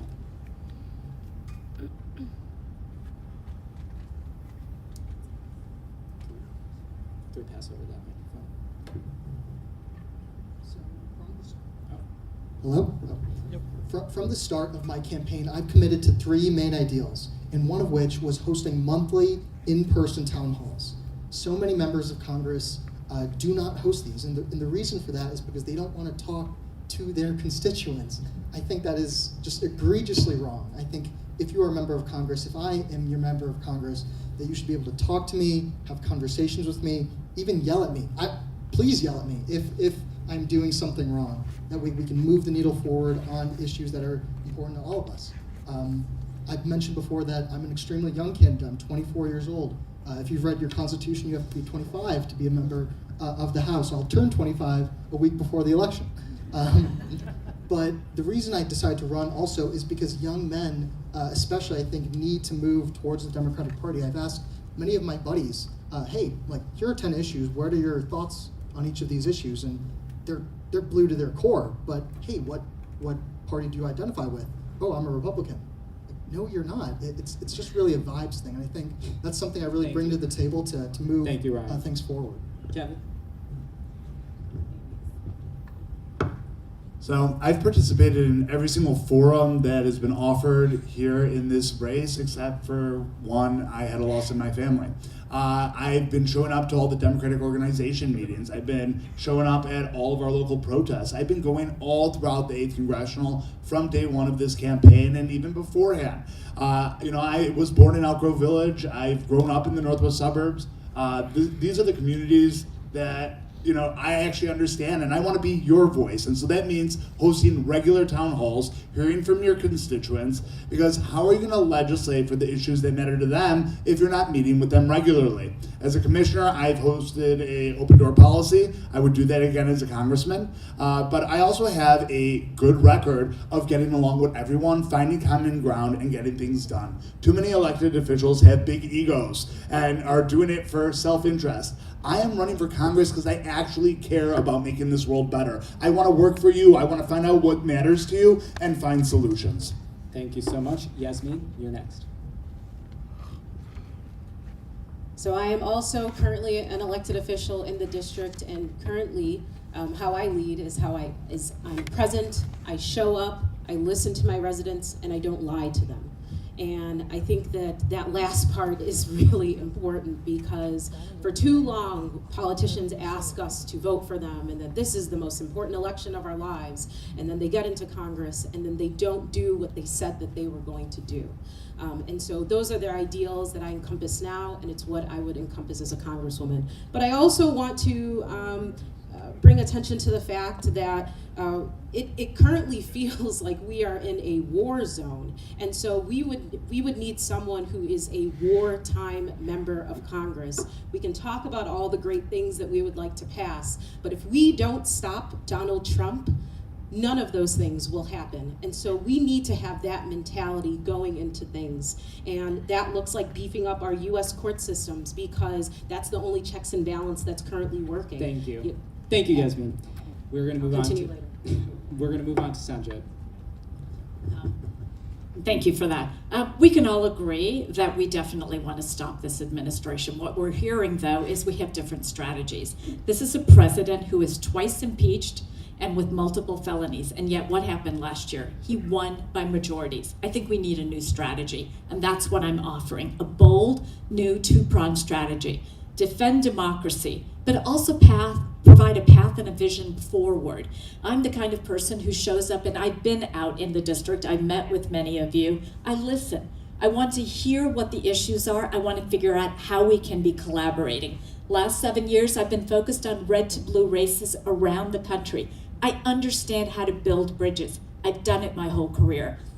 And lastly, I bring in an innovation mindset. What does that mean? Innovators are really about can-do minds, right? We are not about what we need to limit and only fight against, but we want to know what we're fighting for. How do we create a path forward that people can feel hopeful and that we can build the majority again? Thank you. Junaid, we have you next. I think when you're selecting your next congressman, I'm sure everybody on this table is running for the right reasons. I invite you to look at what they have done in the last 10 years, 20 years.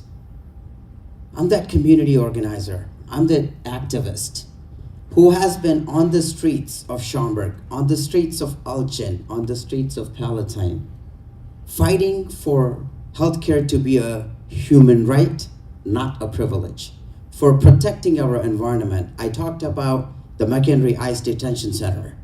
Been around the block, fighting shoulder to shoulder with the people of this district for what is right for this district and for this country.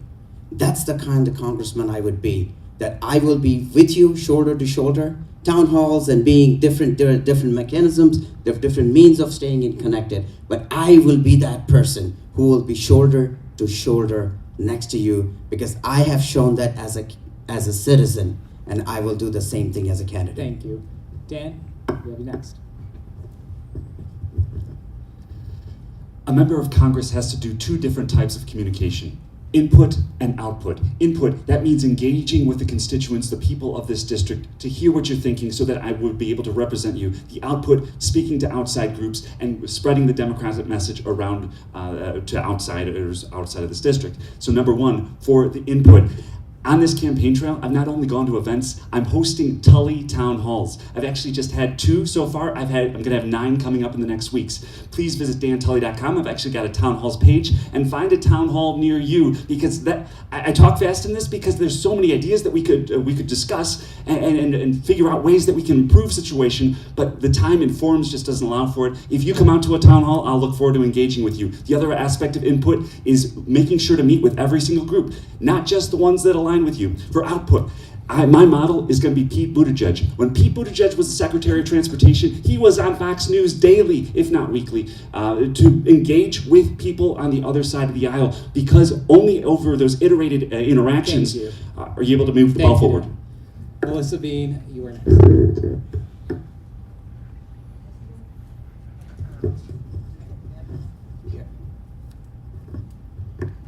As the only one who's actually served in Congress, I'm very proud of my record, and I think it stands for itself.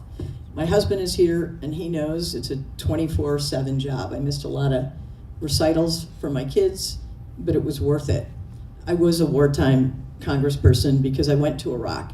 And interestingly enough, when we were in the helicopter going to visit our troops in Iraq, and I went more than once, to hear that they were getting the resources they needed. It was the Democrats who were there to see that the troops were okay, not the Republicans who voted for the war. They didn't go visit, but we did. I did teletown halls, I did in-person town halls, I did Congress at your corner at libraries, because listening matters. And I found there's a lot of influencers in Washington, but the best ideas I got and the bills that I wrote on the Small Business Committee on behalf of small businesses came from those business owners that I talked to in the community. I also hosted small business forums and brought in the Commerce Department and the SBA so people would understand their resources. So I stand on my record. Thank you. We are going to move on to our rebuttal segment. This is a question that we had audience submitted questions, just as a reminder, and this was by far the question that kept coming in the most. There are 7 of you on this stage tonight. The voters have to pick one of them. Pick one of you. Why are you the most qualified person for the job right now in the moment we find ourselves in? 45 seconds. We are going to start once again with Ryan. You can make it. So, one thing that all of us here are, again, we're aligned on the issues to the most part. Some are more blue, some are less blue. It's all just different shades of blue. But something that I'm also focused on, and I think I'm in a unique position to be in, as the youngest person in this race, the youngest person running for Congress across the country, is help flip races across this country. I mentioned James Talarico running in Texas. There's John Ossoff running in Georgia. There's Graham Plattner running against Susan Collins in Maine. There's Mary Petolov running in Alaska. These are races that I think that if I was elected your congressman, I would travel to, I would speak to young men, I would help flip the rest of the country blue. Thank you. Kevin Morrison? I have one question. Where has she been?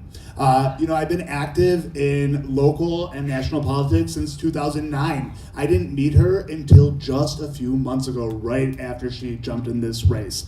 We have seen reproductive health care and LGBTQ rights and our civil liberties under attack for the last 15 years. I've been on the county board for 7 years, and I made reproductive health care and gender identity protected classes for 5.2 million people. I want to know where former Congresswoman Bean was when those rights were under attack. The person who beat her in 2010 actually was speaking up more against Donald Trump than she did in the last decade. That was Joe Walsh, and that's why I accepted his endorsement. I don't approve of everything he's done or said, but at least he stands up against Trump. Thank you. Yasmin, you're next.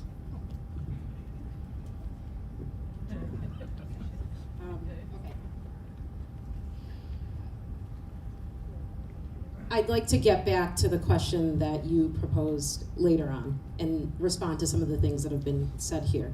One of my opponents said that they are a community organizer. Community organizing is so much different than legislating, and we need someone that is in Congress that understands the difference between these two things. We cannot have someone in this position that is just learning government 101. That is why we need that's why experience is so important. Former Congresswoman Bean said that she is a wartime Congresswoman. Most of her time in Congress was spent during the Obama years. The Obama years seem like the golden years compared to now. We are at real war during this Trump administration, and so we need someone who is up for the task. Thank you. Sanjay? Thank you. Why do I think I'm the best? I said a little earlier that I think we need to rebuild the majority, the middle. We really need to make sure that we are the majority so we don't play second fiddle in 26 and 28. I know how to build bridges with people who think differently. I know how to find shared values and find common ground. We can all agree that this administration needs to be checked. At the national level, I've already been involved with policy. I serve on the board of the National Small Business Association, 66,000 members, and Truman Center for National Policy, which is about principled foreign policy. And lastly, I'm the person who is focused on solutions. I'm fighting for something that all of you will be able to see. You will feel the impact in your pocketbook. You will see the impact in your neighborhood, short, medium, and long term for our children. Thank you so much. Janae? Talking about experience, the people who are taking this fight, keep in mind, this fight is not just against the MAGA Republicans. This fight is against an entire system that has failed us. And people who are part of that failed system, who has taken endorsements from people who voted, the 8 people who voted to kind of not get what ACA was, this shutdown was going to provide to us, that same person is talking about my experience. And let me tell you, the people who are taking the fight, and the names that come to your mind: Pramila Jayapal, Congressman Ro Khanna, you have Delia Ramirez. I have earned endorsement from Congressman Ro Khanna, Congresswoman Delia Ramirez, Congresswoman Pramila Jayapal, and our own state senator, Cristina Castro. Thank you so much. Dan Tully. Not to spoil the suspense, I'm going to save my closing argument for why I think I'm the best fit for facing the challenges. I just want to use the rebuttal round to respond to 2 of my colleagues. One, with all due respect to your service, Congresswoman Bean, you mentioned Iraq, and although you weren't there at the start of it, you were there during the sustaining of it, and you voted against the Democrats with the Republicans to against timetables to be placed on the war. I think that's relevant as we're talking about starting new wars in new places for more oil. And with respect to citing other endorsements, the Ro Khanna's name was brought up, not only right now, but this week, as the person who has benefited the most from insider trading this past year. I think we need to block insider trading across members of Congress, regardless of party. Thank you so much. And then rounding us out, Melissa Bean. Well, you asked why you think I'm the right person for the job. It's because I've done it and I delivered. And I did keep the promises that I made to this district to always be listening, to always be engaged, and to be indefatigable in my championship for the needs of the families in our district and across our nation. And I did vote with President Bush to make sure we up-armor vehicles for our troops who are already serving and for the men and women whose lives were in harm's way. So sometimes I differed with Democrats, but that was the right thing to do when I did it. And I worked with both presidents. I worked with President Bush, I worked with President Obama, and I was able to get things passed in both cases. Internet child safety with President Bush, Obamacare, and so much more with President Obama. And let me just finish this point.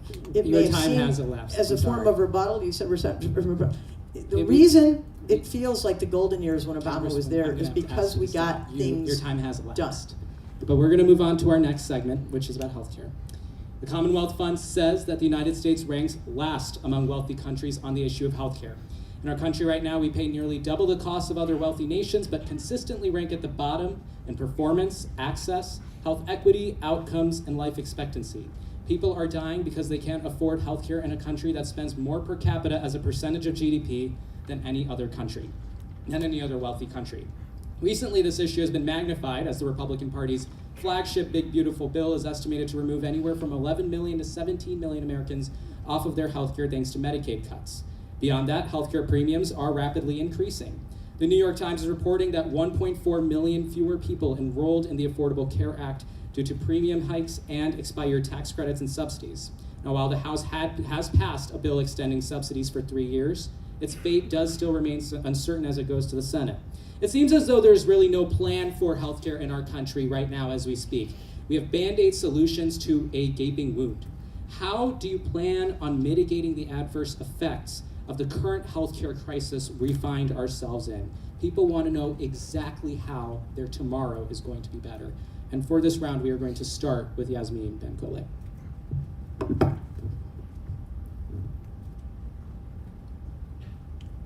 Junaid, I proudly stand on the shoulders of U.S. Senator Dick Durbin, who has been an effective, common sense leader for the state of Illinois for decades. He is an honorable and decent and good man, and he is more than just one vote. And I stand on that, and I will continue to stand on that. He has been a leader that has led in so many different ways. It's why I'm so proud to have his endorsement, and I hope to continue his legacy in the halls of Congress. To be a good legislator, you must know that we are all more than just one vote. We are more than just our jobs as well. Sometimes we don't get it right, but that's what being a good leader entails. As it relates to healthcare, I would be a champion for universal healthcare. We desperately need healthcare reform in this country. Healthcare is a luxury. So many of us would rather Uber to the hospital in times of need than take an ambulance. And so Thank you so I'm out much. of time, but that's where Thank I'll you. stop. Junaid, you're next. Maybe people should Google her statement after the vote that Senator Durbin said. I love Senator Durbin, but look at the statement that she has released. I think that's important for people to do it. Here she's saying she's proud of it. On that day when she released the statement, you were not proud of it, but that's okay. Healthcare. When my son was continue I'm to stand sorry. on my Yasmeen, previous statement. Yasmeen, I stand by it is not your turn to speak. You will Please. not Yasmeen, attack please. our senior member Excuse of me. Congress. It is not your turn to speak, Yasmeen. Junaid, we can May I start. start? Yes. Okay. You may continue. When my son was in the hospital for one night and 2 days, our hospital bill, my wife Shireen is here, was almost $10,000.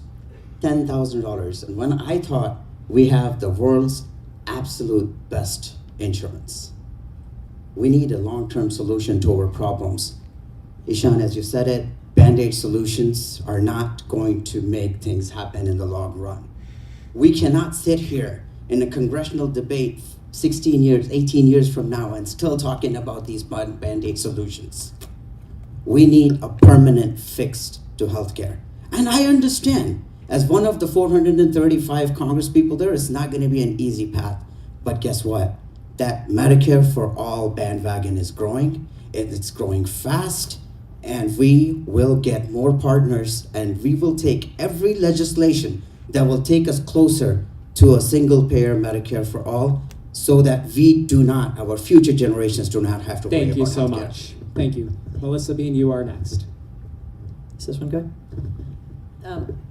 I refuse to refer to the Republicans' bill that Trump signed as the BBB bill by their definition. It was really the bought by billionaires bill. And to provide tax cuts to billionaires, they cut $1 trillion from Medicaid and the Affordable Care Act. And everyone here and around the country is going to suffer. It's not just the people in the exchange.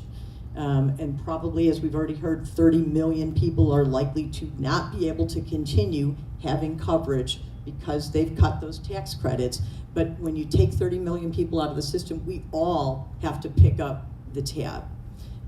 There's so many other protections that are also under assault from the Republicans, because it wasn't just a give more coverage to more people bill, it was also an insurance reform bill.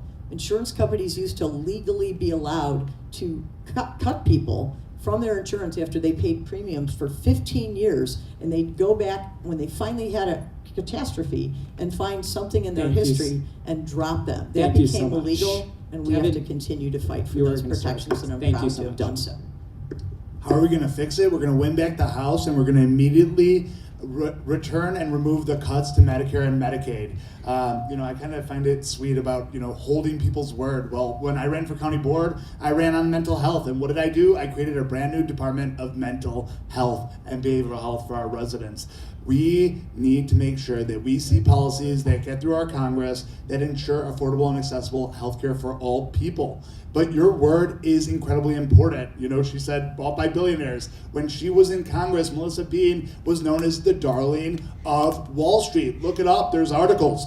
Also, she promised to our labor unions and went back and voted against their interests. Also, in terms of actually supporting healthcare for other individuals, are we gonna trust an individual who is currently, raising millions of dollars and also gave herself $325,000, all while she lives in Quigley's district, and she voted against giving benefits to 9/11 first responders? Thank you so much. Dan Tully. We've already seen the Medicaid effects take effect in our district. Alexian Brothers in Elk Grove has already cut and shuttered its maternity ward because of those expected cuts. Now, I'm going to try to cover in the time that remains not only the fixes that we can address in the current system, but also the ideal future system. So the current system, there are a couple things that we could do. Number one, standardize provider codes. That would lower costs across the system. Right now, different providers have different codes, and it just drives up costs. Number two, have providers be required by law to disclose the prices they have. That allows a functioning market requires informed consumers. So if a consumer can tell that one provider charges X, another one provides Y, they can make a comparison. Number three, we should make sure that members of Congress get the same care in the VA healthcare system. That way we can increase the level of care in the VA healthcare system, as members of Congress aren't going to tolerate what's going on right now. And number four, lift the caps of Medicare on the number of people going through residency. Right now we have an artificial barrier to the number of doctors coming through the pipeline, and that's all because of a federal law that caps. Thank you. Ryan? So I'm not going to comment. I think a lot of us are arguing here on the stage, and as productive as that might seem, it's really not. I think that we have another party that we have to focus on, and the thing is, take healthcare. The question that you're asking, it's multifaceted, it's complex. I support Medicare for all. The term is a little convoluted because there's a lot of problems with it, but I support that issue because one thing was when I was overseas working in Austria, one of the first things that happened was I was given a healthcare loan. And when I was there, I asked the other teachers, like, hey, what is this? Like, I don't really understand what this is. And it's like, hey, it's your healthcare card. If you get sick, you don't need to work, you get healthcare. It's like, we don't have this in the States. We're the richest country in the world, and we don't have free healthcare. We don't have universal healthcare to provide to our citizens when other countries do. Every single industrial country in the world does. And so I'm supporting this issue because it's complex and multifaceted, but I don't think you should run for Congress if you're not willing to tackle complex and multifaceted issues. Thank you. And then Sanjo, Thank you, and I would agree with Ryan. I'm absolutely willing to tackle complex issues, and not only that, but challenge the status quo. I certainly recognize, as all of you do, that the increasing health costs are a big burden. You heard me earlier talk about improving the poverty and income thresholds. One of the ways to do that, and the impact, would be to make sure that more people are eligible for Medicare at earlier ages. So I support Medicare for all as an option, making sure that people always have a safety net. You've heard a little bit about how AI is disrupting jobs. We want to make sure that we have that available. We want to cut the costs, so really addressing the pension, the middleman in all of the insurance processes. And the third thing that I would take a look at doing when I'm in Congress is allowing people to buy insurance across state lines to be able to reduce costs. Right now, it is a burden on both small businesses and on individuals that they are confined to exchanges that are very burdensome and expensive. Thank you so much. And we're going to go into our 45-second rebuttal expansion round. Just building off of that, your vision for healthcare, if you want to outline a bit more of a longer-term idea, I guess. So we're going to start again with Yasmin.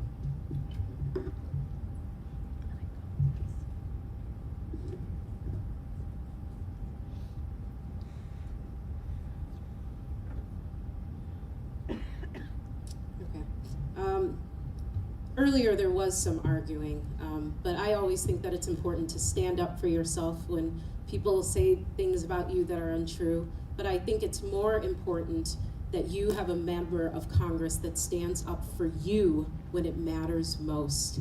And I really believe that we've seen times where our politicians, both on the Democratic and Republican side, have failed to do so.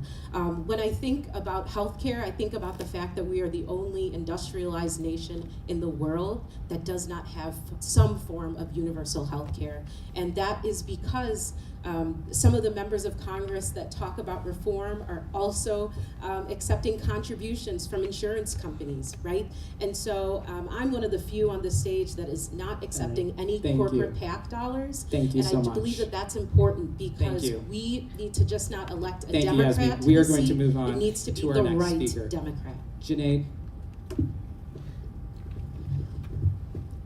I support universal health care, and I will support every legislation that will take us an inch closer to that, towards that path. We are the only industrialized nation, the richest country on the planet. I was in Germany once talking to this guy who is like in their 20s. Like, there is no healthcare. There is no healthcare cost. There is no college education cost. We need to divert our money from foreign wars, from unnecessary bombing, bring it back to basic necessities that this nation needs. Bring it back to healthcare, bring it back to college education, and we must start with reversing the cuts that Donald Trump has done. I am saying we need to start with some basic fights here. Thank you. Melissa Bean. I was proud to vote for Obamacare. It was controversial at the time. The Republicans said a lot of crazy things, that were going to be death panels and you were going to have to wait in line and never get your coverage. All of that was not true. I knew I could lose my seat. I voted for it anyway. I thought it was the right thing to do, and I'd do it again. I'm really proud of what we did accomplish. There was initially 30 million people who became part of the covered pool of Americans who hadn't had it prior. Now we have over 60 million. Many of them are likely to lose it because of the Republicans' cuts.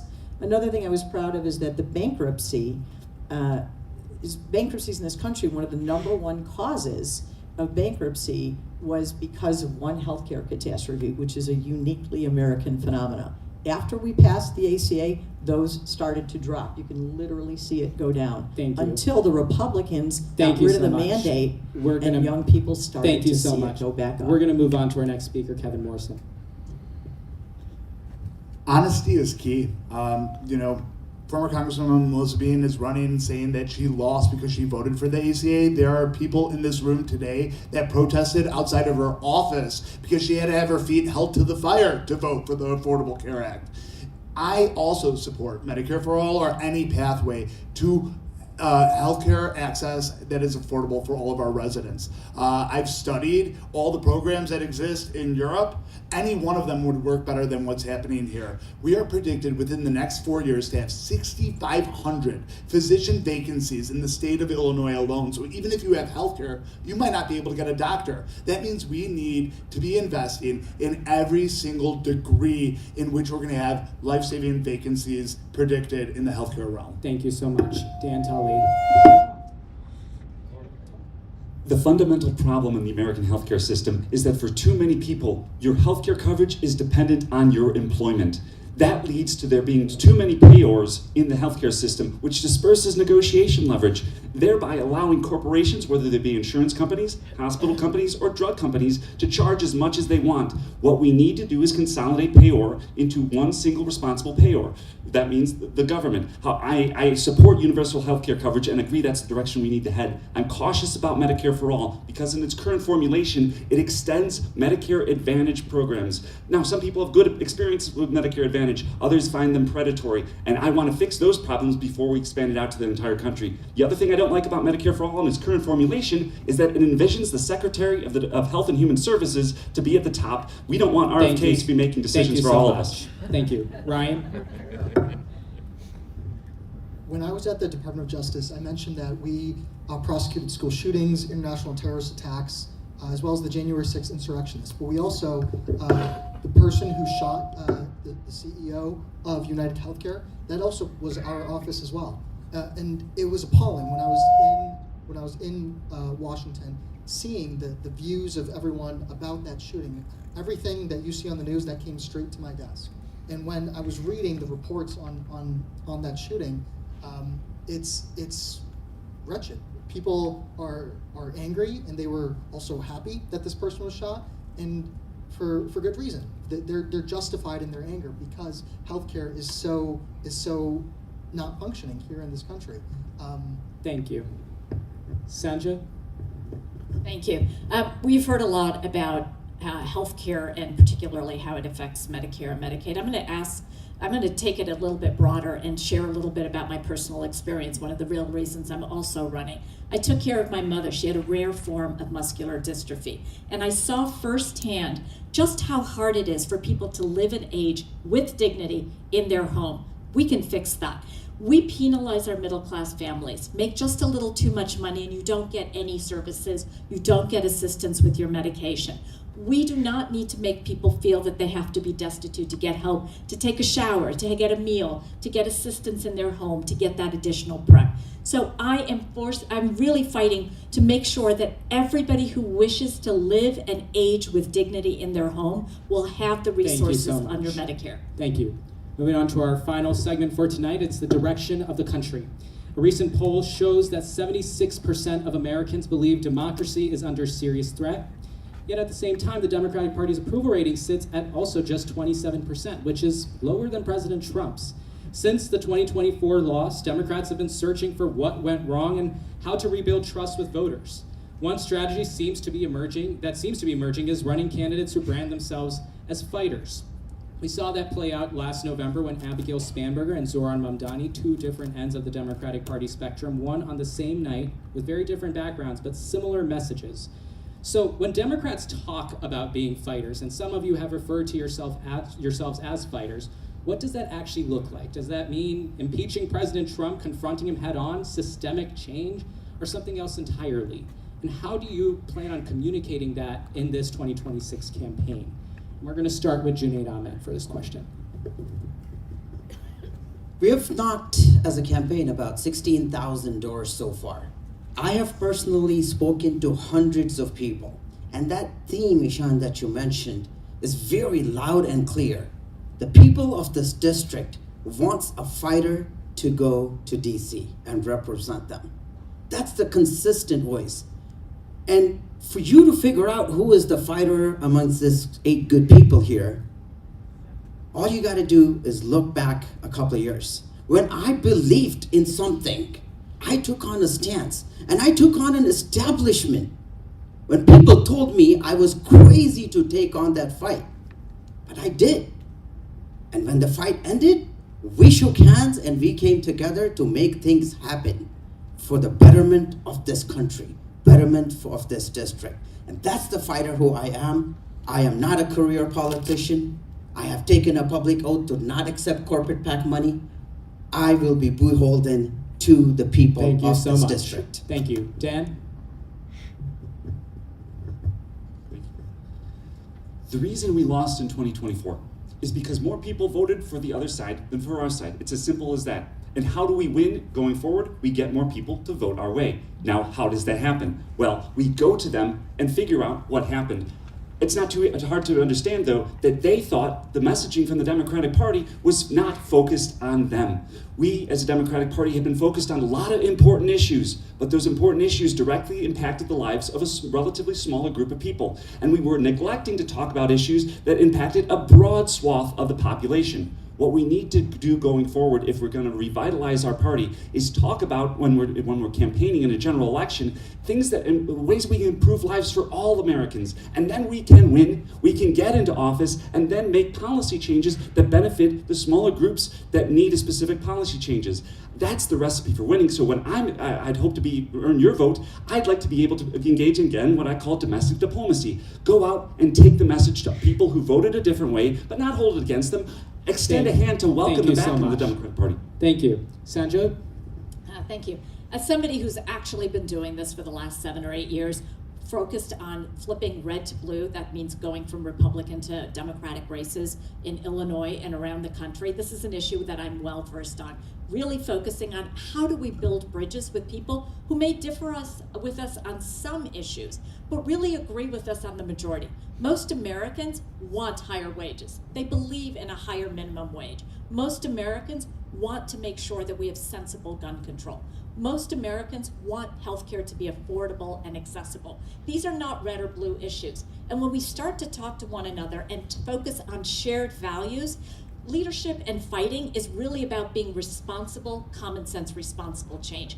I'm the person who leads from ahead, really about making sure that we listen, collaborate, and deliver results, because that's the only thing that people vote for. And we need to make sure that we rebuild the majority, and that's the way I believe we can do that. Thank you so much. Ryan Vedeked? The state of the Democratic Party was the reason I jumped into this race in the first place. I've said before, running for Congress isn't very fun, and I was really proud of the work that I was doing in Washington.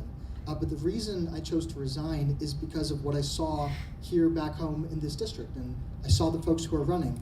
I think age is a really, really important issue to talk about within the state of the Democratic Party. The median age of members of Congress is 55.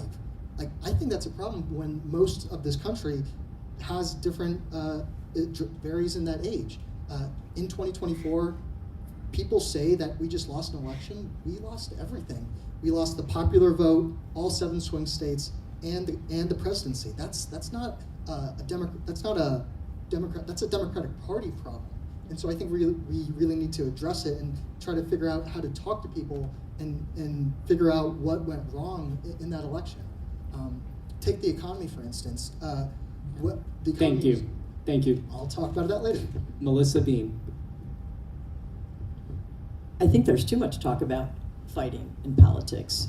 Government is to serve the people. Congress was created to be the most representative body of government, and it can be. I believe in that, and I've done it. The job is listening, problem solving, working really hard, consensus building. Yes, working across the aisle. I was very good at that and got things done. Sometimes I even brought baked goods into the Republican cloakroom to get them to pay attention to me, but I got them to co-sponsor my bill, and I got stuff passed even when I was in the majority. We can't wait for the majority to get everything done, but we get a lot more done because Democrats believe in the power of government.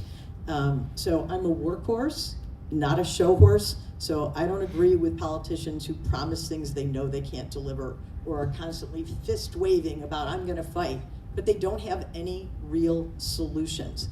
I brought that consensus building from my work in the private sector, in my leadership roles, in building teams and making things happen, and that's what I'll do again. Thank you so much. Yasmin Bankole.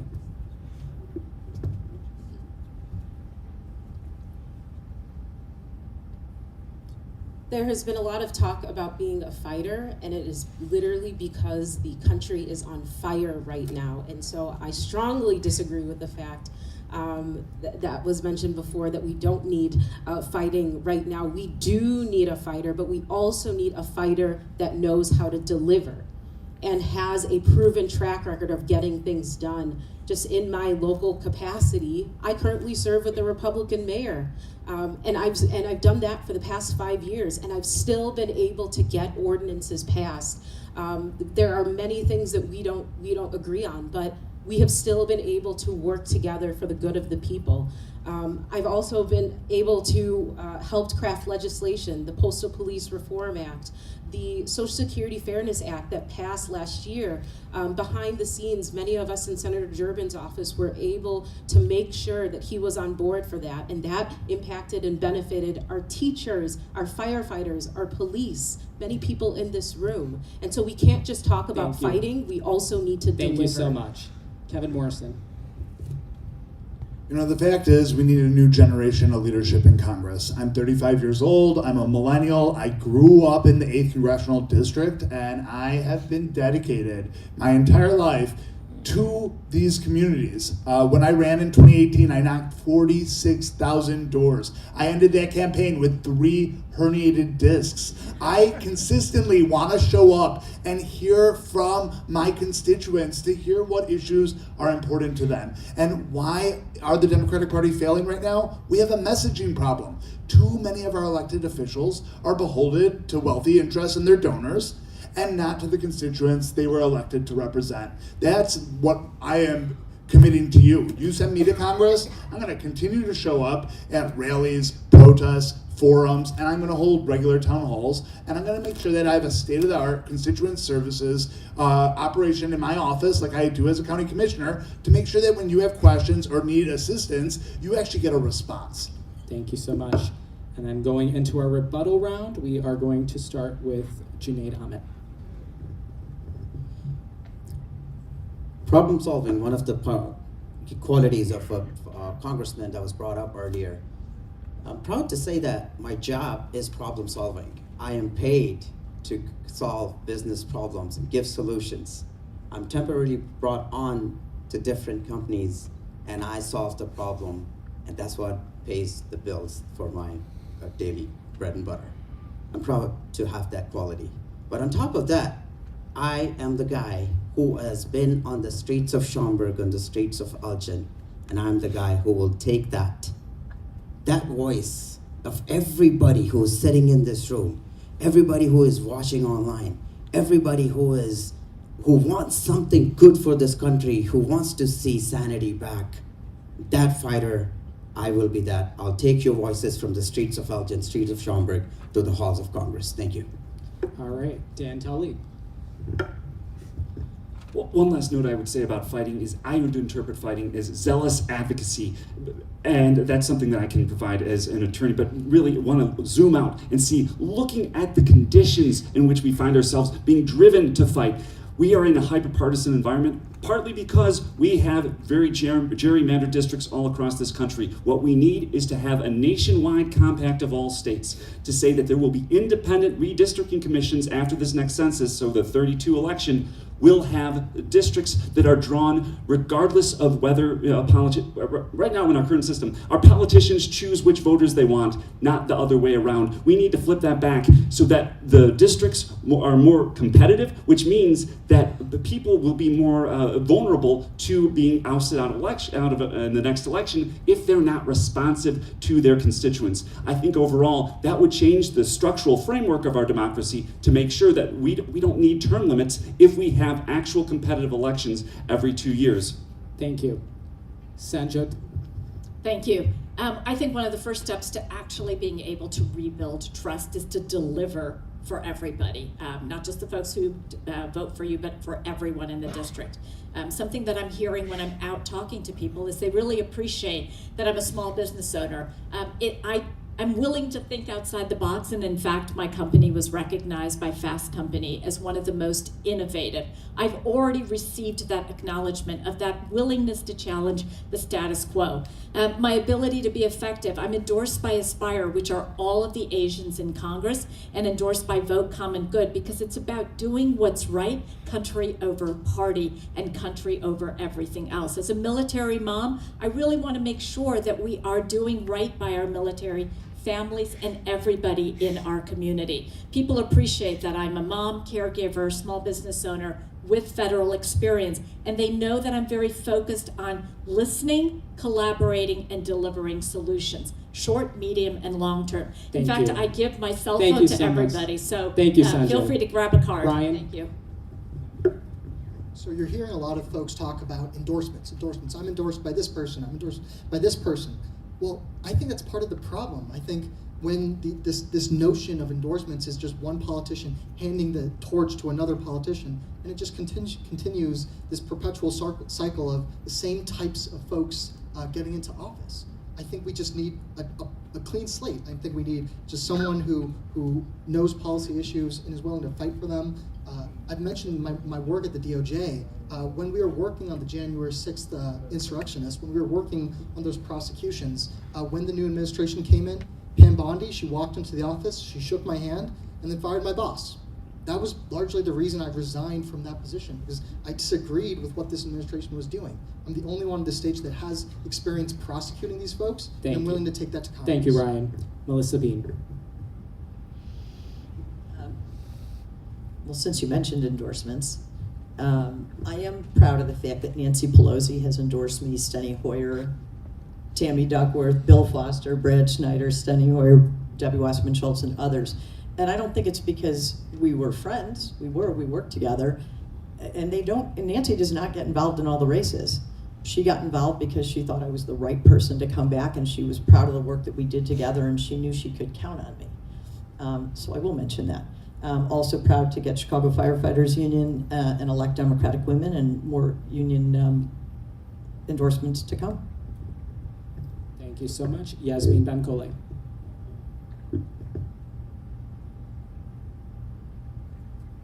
I also am really proud of the endorsements that I've had. I believe that endorsements show community trust. They show community buy-in, and so although I haven't been, I'm really proud of the endorsements that I've really received from everyday people, like IBEW Local 701.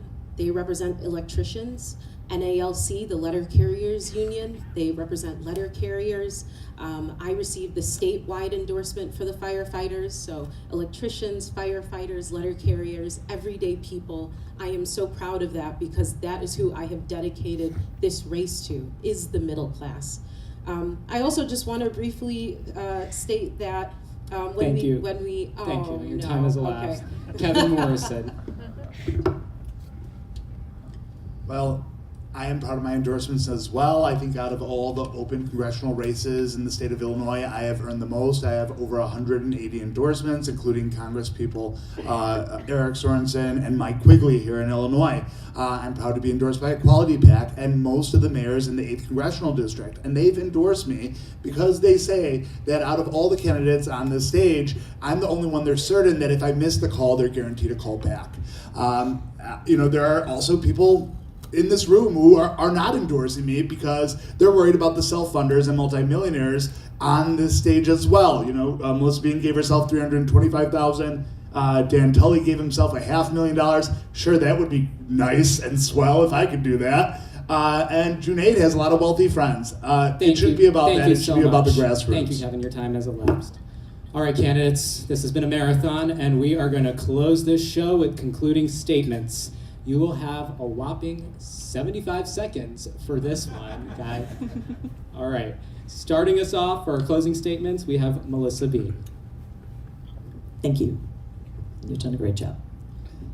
When I first ran for office, the American dream was under threat. Now it's slipped almost entirely out of reach, and our American values are also under egregious assault. I listened to your concerns across the district: teachers, working families, union workers, first responders, students, and seniors, and I had the privilege of bringing your voices to Washington. Together, we made a lot of progress. I'm the only candidate in this race to write and pass legislation on behalf of the 8th District, and those laws have helped make Americans safer and more secure. But those protections and securities are under the kinds of attacks we never thought we'd see in America. That's why I'm running again, to not just be your advocate, but to fight back against an executive branch that is causing chaos and danger on our streets. But to do any of that, we have to take back the majority in Congress and restore our Constitution, and that means electing candidates that can win in November. In just a few weeks, voters will have a choice to elect a representative with experience, leadership, and results. That's the kind of leader I've been, and the kind of leader you can count on when you send me back to Washington. I'm humbly asking for your vote on March 17th. Thank you, and I did it under time. Thank you so much for that. I appreciate it. Kevin Morrison. You know, at 27 years old, I ran against the chairman of the Illinois Republican Party and flipped to District Blue for the first time in history. I'm ready to make history once again. Chicago and the surrounding suburbs have never had an openly LGBT member of Congress. In the back, my fiance, Ethan's here. My lead inspiration in life, what inspired me to public service, my mom and my stepfather are right up here. You know, watching my mom run a small business and giving back to the community around it is what made me want to give back to the communities around me. I don't think we should be sending another multi-millionaire to Congress. We should be sending someone who's running a grassroots operation who wants to actually fight for the voters, who they're supposed to represent, and that's my commitment to you. Send me to Congress, I'll do exactly what I did as commissioner. I'll keep to my word and get things done. I was 27 years old, people thought I wouldn't even know where the bathrooms were in the county boardroom. I made mental health and behavioral health access all around this county.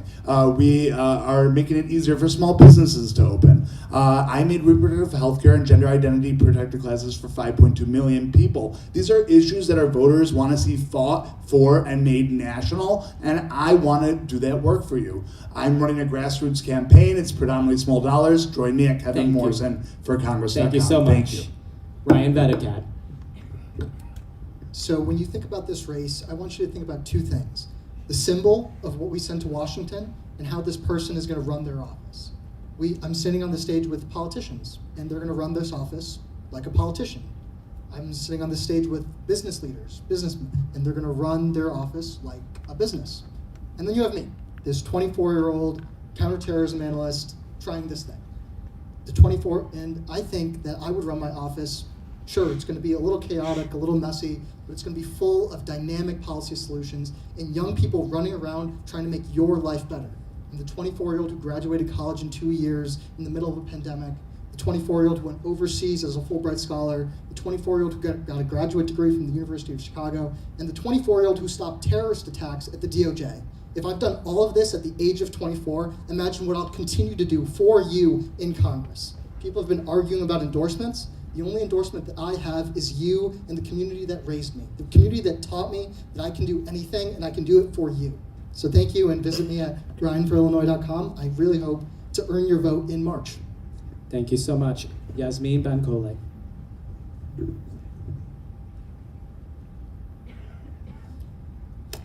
I am running for Congress to be a part of the next generation of leaders that leads with integrity and courage and experience, but also prioritizes stopping Trump and reprioritizing the middle class. There are many things that I would love to champion in Congress: healthcare, education, Social Security, Medicare, immigration. We've talked about so many of those things tonight, but I do not believe that those things will happen if we do not oppose the things that we see every day and hear about on the news. I'm not running to be a leader in the Democratic Party. I'm running to be a leader in the opposition party, because we need opposition in the next 3 years. Opposing the rogue ICE agents that are terrorizing our communities, opposing the cuts to Medicaid, opposing the usage of bombs being dropped in countries in the middle of the night. We must oppose these things, and we must do so with force and willpower and smart decisions. You know, I really believe that it's not about just electing a Democrat to this seat. It's about electing the right Democrat. And we have... Thank you so much. I will just close by saying that I'm so proud to be doing this. We're going to move on. And I hope to make you proud in the halls of Congress. Thank you so much, Yasmin. Thank you. Sanjay Denham. Thank you, everyone. Thank you very much for listening and for your participation, for the audience questions, for all of that. As somebody who is both an educator and a social scientist, along with some of the other things that you heard, a private small business owner, a mom, and somebody who took care of her parents, as a social scientist, I spend a lot of time thinking about the future. 2 years, 4 years, 10 years, 15 years. And I ask all of you, what kind of a future do you want to be leaving your children, your grandchildren? What kind of a future do you want for yourself? That's what I'm focused on. We need to be talking about thinking out of the box, which you've already heard me say. That's what I love to do. I would say that as a business person, I'm very focused on fiscal responsibility. I hear that from people in our district. We want to make sure that we're spending our money wisely. Smart investments in education and vocational training. Smart investments in making sure we have better energy sources in the climate. Smart investments in our science and technology. People understand that lived experience is very important. I agree. As somebody who has living and is currently living with both kids who have gone through student loans and are struggling to figure out how to buy that first house, and most recently Thank you with so parents. much, Sanjay. Thank you. Thank you. Junaid Ahmed. I am running to protect the American dream that my dad had for me, that every young person has that dream that can be realized. And we have, through our advocacy, through our community work, through our being on the streets, we have built a very strong community. And I will share this. We talked about raising money. The first quarter, when we closed our first quarter, just shy of 90% was in-state. Just shy of 60% was in-district money. That's the kind of network, that's the kind of friends that we have built that are gonna stand up for us. And I realized that as a freshman, it's gonna be a lot of work to do that. We have started that work. I'm proud to announce that I am endorsed by Congressional Progressive Caucus that consists of 100 Congress people, plus Bernie Sanders. All that is good. I humbly ask you to please endorse me. That is the most valuable endorsement I can possibly get. JunaidForUS.com. My name is Junaid Ahmed, and I would love to get your endorsement, and I would love to be at your service. Thank you. Thank you so much, Dan Tully. Kevin is right that I'm one of 6 people in this race who have put our own money into this campaign. And I put money that I raised, that I earned myself as an attorney. I hadn't been a politician for 8 years. I've never raised money before. It's really awkward to ask somebody for money, but I'm doing it now. And yet I put everything that I own into this race. I sold it all. I have $100 left. Win or lose, I will have $100 on March 18th in my bank account. I hope that's a testament to how firmly I believe that I have the skills to help in this moment of crisis for this country. And you know what, the thread that ties everything together that we've discussed, whether that's healthcare, the economy, immigration, it's the law. And to be a lawmaker, I think it's really important to have experience practicing the law, especially when this president is using the law, either weaponizing the law, ignoring the law, or acting outside of the law with impunity. And we need somebody with legal experience. Also, more and more, this president is taking actions that have global consequence, using the military to express his imperial aspirations around the world. Now, I'm the only person on the stage with military experience, and I think that's really increasingly important. And to use, I hope that you saw that I have specific ideas of what we can do in Congress to use all constitutional tools available to us to take back this, the country and restore the rule of law. Thank you. Thank you so much. Wow, we made it, guys. We did it. Give us a round of applause for our candidates here. Thank you so much to our candidates for being here today. Thank you so much to all of you and for your questions. I also just want to thank a few more people: Addison Township Democrats, Addison Township Young Democrats, Barrington Area Democrats, Cook County Young Democrats, Elk Grove Township Democrats, Elk Grove Township Indivisible, Greater Palatine Area Democrats, Maine Township Democrats, Schaumburg Area Democrats, Wheeling Township Democrats, and the Young Democrats of Illinois for putting together this entire program. Thank you so much to National India Hub for providing us this space and giving us this awesome stage. Thank you so much to Lindsay, our timekeeper. I kept bobbing my head back and forth over here, kept us on clock. And thank you so much to my Ishaan S Show team who are bringing this to you guys live. This has been an amazing experience. I know the 8th District is better off to hear live from our candidates. Thank you so much and good night.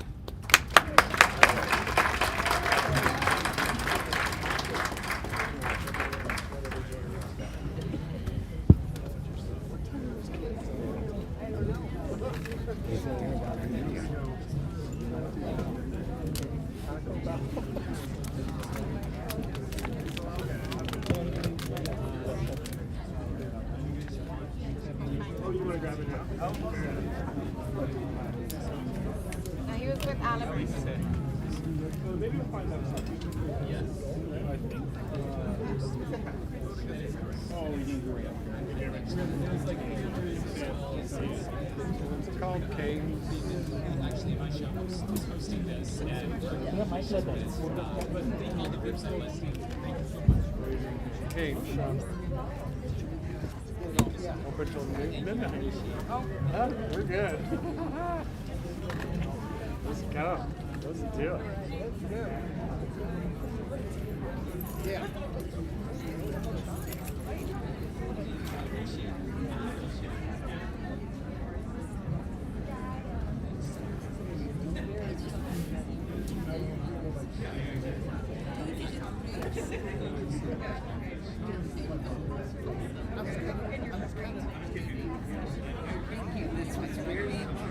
Yeah, thank you.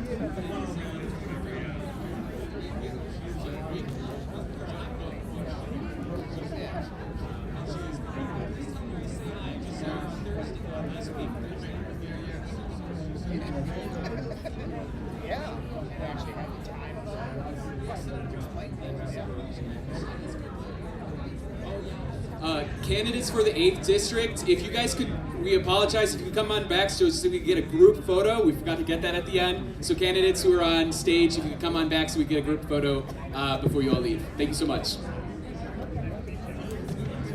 One more time, candidates for the 8th District, if you are running to represent this district, please come back on stage. We want to get a photo.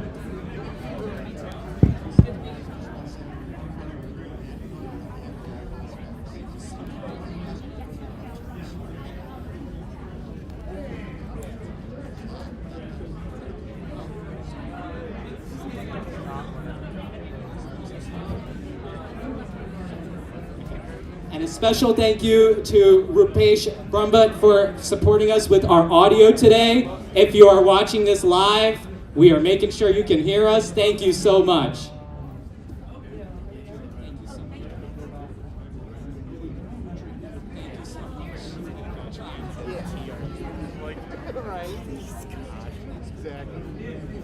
Not here. You're not going to see that.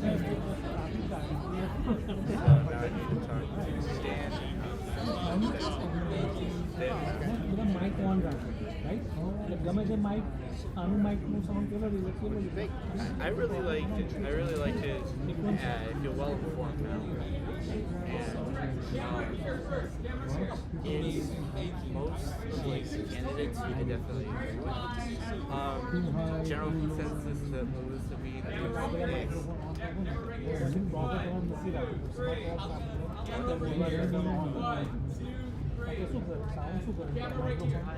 આનો sound આવે આનો sound આવે શું છે sound whistle કરે sound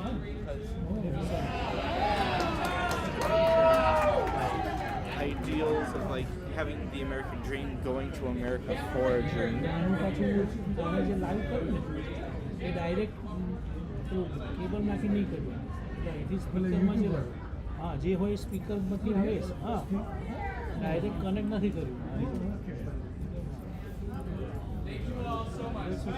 learning model